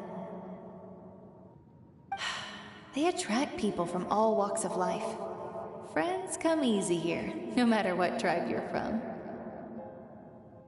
The people of the springs have never claimed the hot springs as their own private property. They are there to bring all hot spring buddies together. It's been really nice, seeing the children of my tribe get older. It's helped me gradually understand the true value of the springs.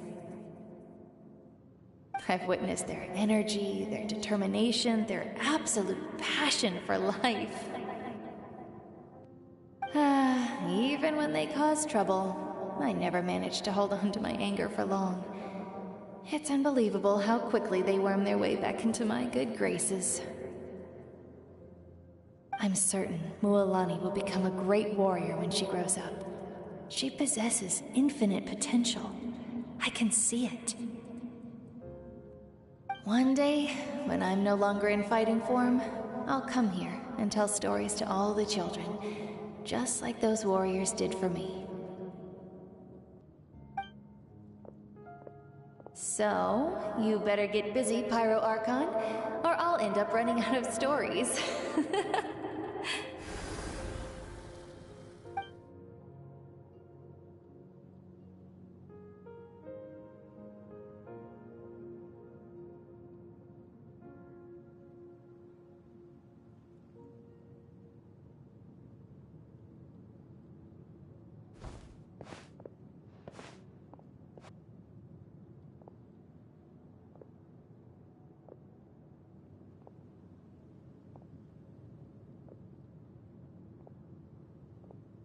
Our nation is engulfed in darkness. Our tribes stand divided, and yet you promise victory in the distant future. The Abyss is a cunning enemy, one that I've faced in battle many times. Were that not the case, I would never understand exercising this degree of caution. My rage will never know absolution, and my power will no longer aid you in victory. But you came to me because you knew you could convince me with just a single sentence. I understand your choice. The heroes of today will forge the path ahead with blood and fire. Just remember to earn us the victory we are owed. Otherwise, rest assured, I'll find a way to collect the debt. For N-atlan.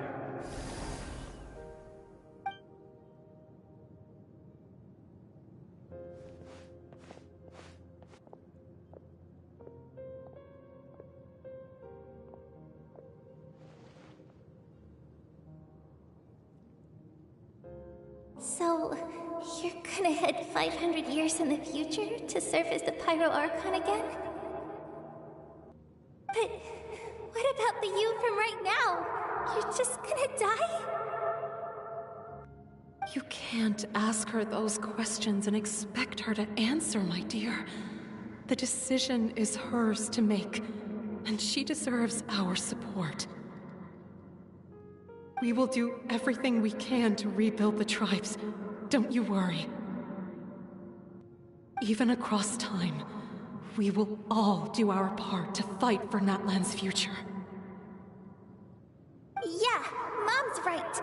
We'll always believe in you, sis. Oh, seriously though, Dad should be here. Where is he? I imagine he didn't know what to say, so he chose not to come at all. Don't take it to heart, my dear. That's just who he is. Just remember, no matter what happens in the future, we will always love you.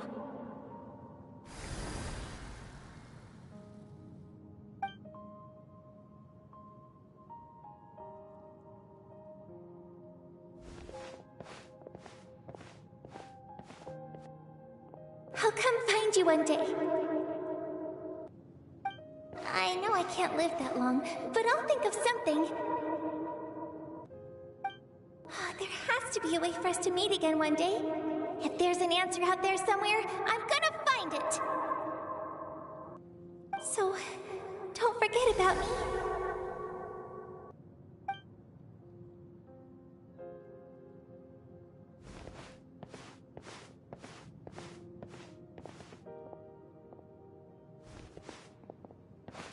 If that's your decision, then you have my full support, Archon. May our children live to see such a lovely son. For N-atlan! No one fights alone.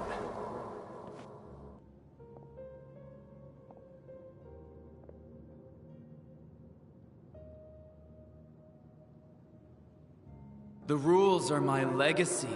They shall grant us the strength to overcome the next tragedy.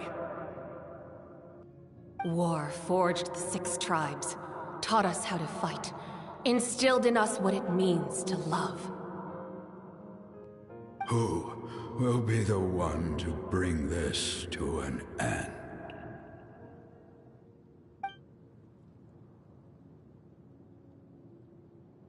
We are the inheritors of memory and legend. Those who grew alongside sun and wind.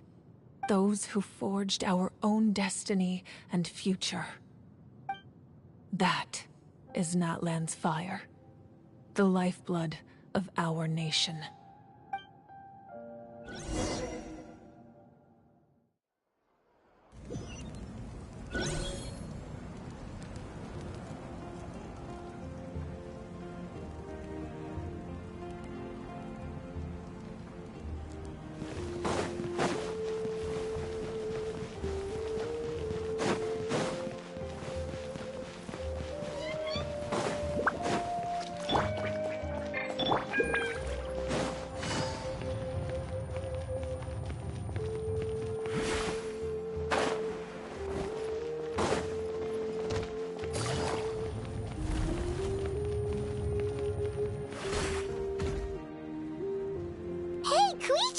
You here for the victory feast too? Oh, no. I knew Chaska would be here, so I just came to deliver some medicine. I was about to leave, actually. It's not that I don't want to celebrate Kachina and the others. I'm so glad she made it back. It's just... well, I'll make things awkward if I'm around my sister right now. Ah, well, you two had a fight, so Paimon can understand. She didn't cause any trouble during your trip, right?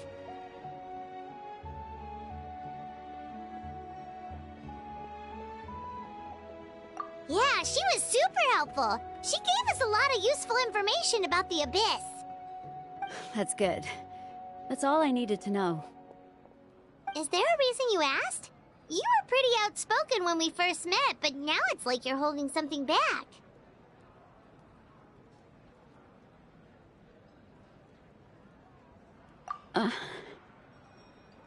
Maybe it seemed unreasonable, picking that fight with her before you left, but I did it for a reason. Her impulse to fight is extremely strong. Her mental strength helps her rein it in, but she still loses control sometimes. I had no idea what you might face in the Night Kingdom, so I didn't want to take any chances. So what you're saying is...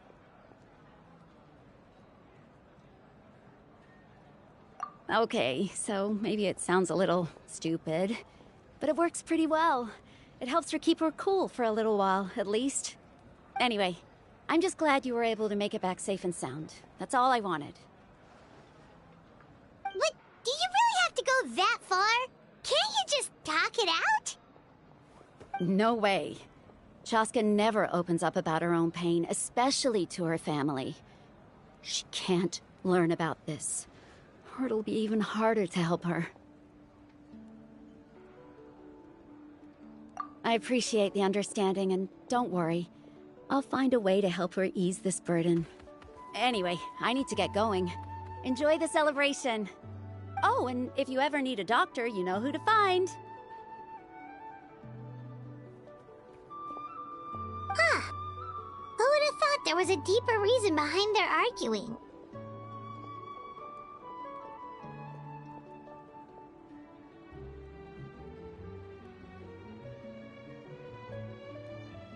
In the end, it's all the Abyss's fault. Paimon's had enough of them.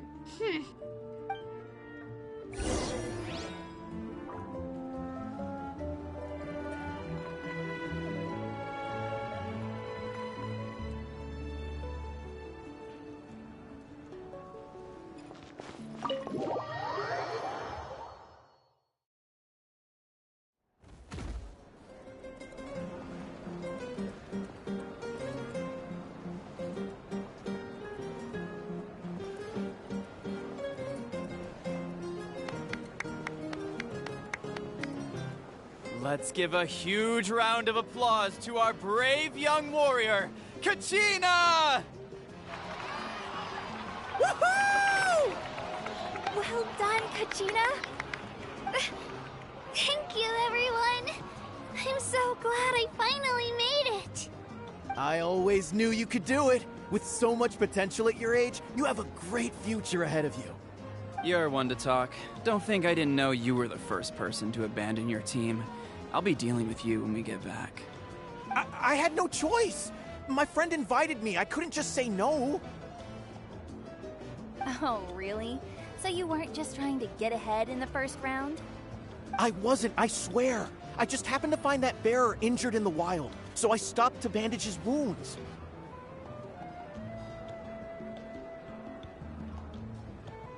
When he insisted on repaying the favor, what was I supposed to do? I'm just one person. I figured Kachina would have no trouble replacing me. But the fact of the matter is that after your departure, everyone else started thinking about swapping teams too. I'm really sorry, Kachina. It was wrong of us to abandon you like that. It's amazing that you still made it all the way through to the Night Warden Wars. That's the highest honor. So, what about you guys? Did you make it far?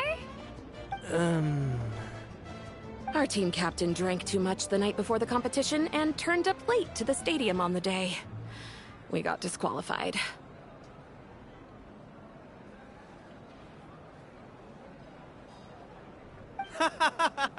Serves you all right. No sympathy for me.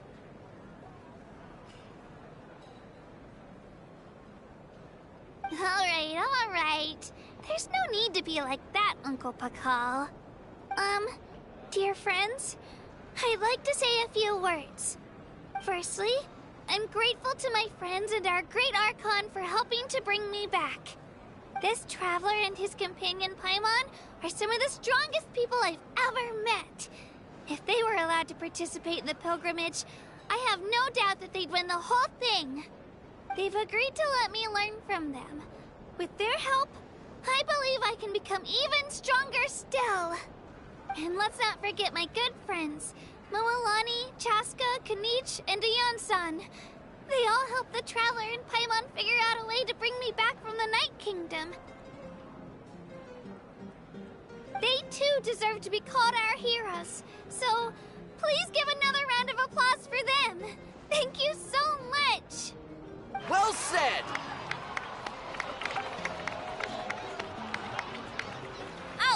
to that. How does it feel being a hero, Kachina? To be honest, it's a bit overwhelming. It all just feels so surreal. Well, you better get used to it. Next up, undefeated champion!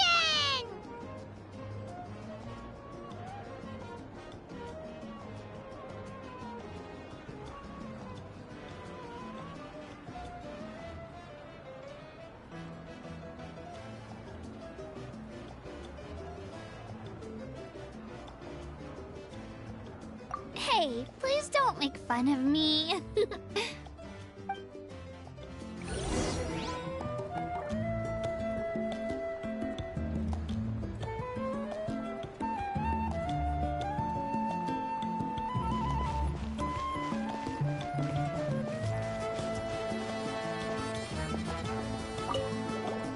My apologies. I knew more than I let on.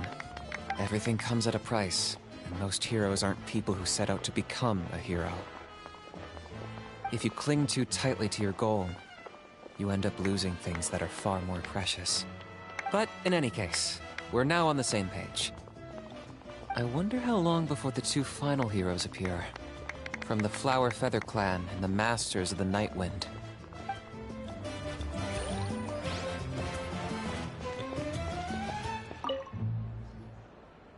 You're here. Have some fruit juice. I got it specially for you two. How did you know? That's Paimon's favorite! You look like you've still got questions. Ask away.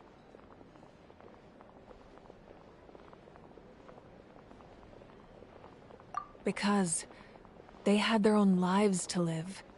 The thought of telling them, abandon your families and everyone you love, and come with me to the end of time, for in 500 years N-atlan will be destroyed, it seemed too cruel. You could just as easily point out that everything in this world would come to an end eventually. But life is short, and beyond a point it just doesn't seem real. Imagine if I said, let's leave right now, and go save the sun because it'll flame out in a few million years. It would sound quite ridiculous. I couldn't make them shoulder that burden with me. Besides, every generation will have its heroes, this one included. The plan could still work without them. Or, of course, without me. But since I was the one who came up with the plan, I felt duty-bound to see it through to the end. Paimon's suddenly remembering that portrait in your room. Was that your family from back then? Yes, it was. So when you asked me who my sister grew up to be, the truth is that very little information survives. From what I've been able to piece together, I can conclude with a reasonable degree of confidence that she ended up as an architect and artist. She played an instrumental role in rebuilding the scions of the Canopy tribe, designing and building many houses. But of course, none of her buildings are around anymore. Still, it was an impressive achievement, and I'm very proud of her. You feel loss keenly. It seems to stir up feelings of regret in you. But this is something I have long since come to terms with. This is a war, and there can be no war without loss. I am already far more fortunate than those who lost their lives to the Abyss. The people of N-atlan look to me as their Archon, and the weight of their expectations is mine to bear. I must see our fate through to the very end, no matter what I may find there. Yeah, doesn't that mean the way everything ends has already been written, including your plan? I suppose, but so what? Don't forget, time takes many forms. The past, present, and future coexist, and all are equally important. Even if the future ends in destruction, there's still no reason to give up on the here and now. And it's precisely because we humans cannot know our fate that we will never give up on our struggle. This is a pivotal moment. We are still 2 heroes short. Well, 3 to be precise. There's one further hero who I'm hoping to get on my side, whatever it takes.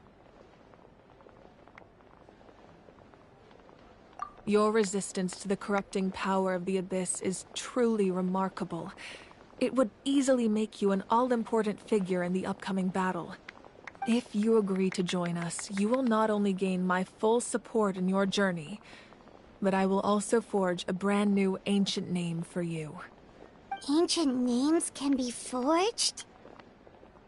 They can. Several strict conditions must be met, but if they couldn't be forged at all, then the number of them in circulation would have long dwindled to 0. Possessing an ancient name would mean that your adventures in N-atlan are recorded in full. Your stories would be remembered by our people for all the years to come. The Ode of Resurrection may have temporarily lost its power, but still, take this as my personal guarantee that I shall never let you fall. Just like in the Night Kingdom, I will be there for you. That is a promise I will fulfill at all costs. This nation always honors its heroes.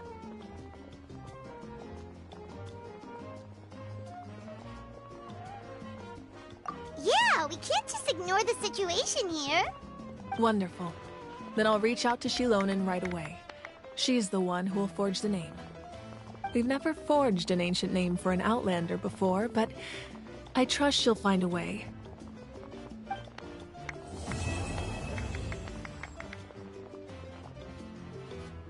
My lord, we've received word that the Pyro Archon has lost much of her power.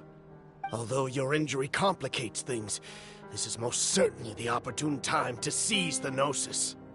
Victory and defeat are rules, not outcomes. I have never taken advantage of an opponent in a time of weakness, and I don't intend to start now. As for you, I must confess, I did not expect that little trick of yours to save the day.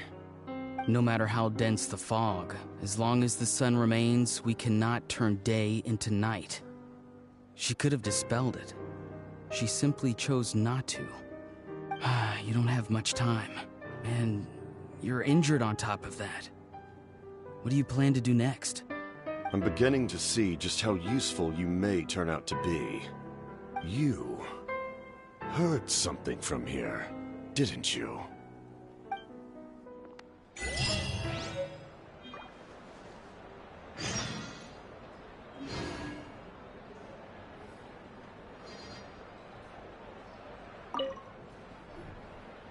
Oh, something else you'd like to ask?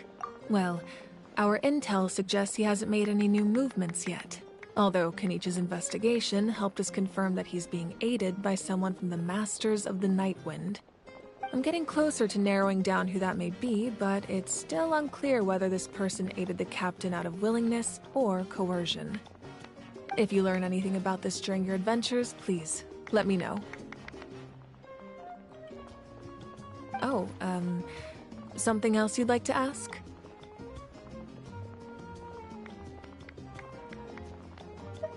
The Abyss is the most formidable enemy in all of Teyvat.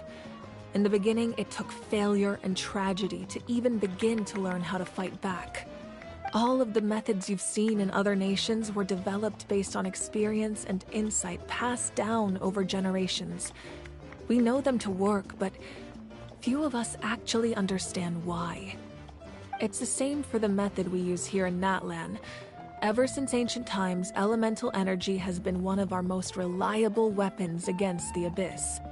As for the principles behind it, I'm afraid you might have to seek answers from someone older than the position of Pyro Archon itself. Oh, something else you'd like to ask? That also comes down to the long-standing effects of the Abyss. Our people's survival is inextricably tied to the Wyab, but their power has its limits. They cannot offer our people the same degree of protection outside our borders. In fact, people who do decide to leave often suffer from memory loss and emotional issues. Everyone in N-atlan understands this. That's why our people never leave without a good cause. Even if someone is left with no choice, the chief of their tribe must seek approval with the Wyab to grant them leave. and the YAB have always been very strict about granting that approval, since extending protection beyond our borders means consuming power reserved for our fight against the Abyss. Still, there's no need to worry. The YAB extend their protection to all within N-atlan, including visitors from afar. Oh, something else you'd like to ask?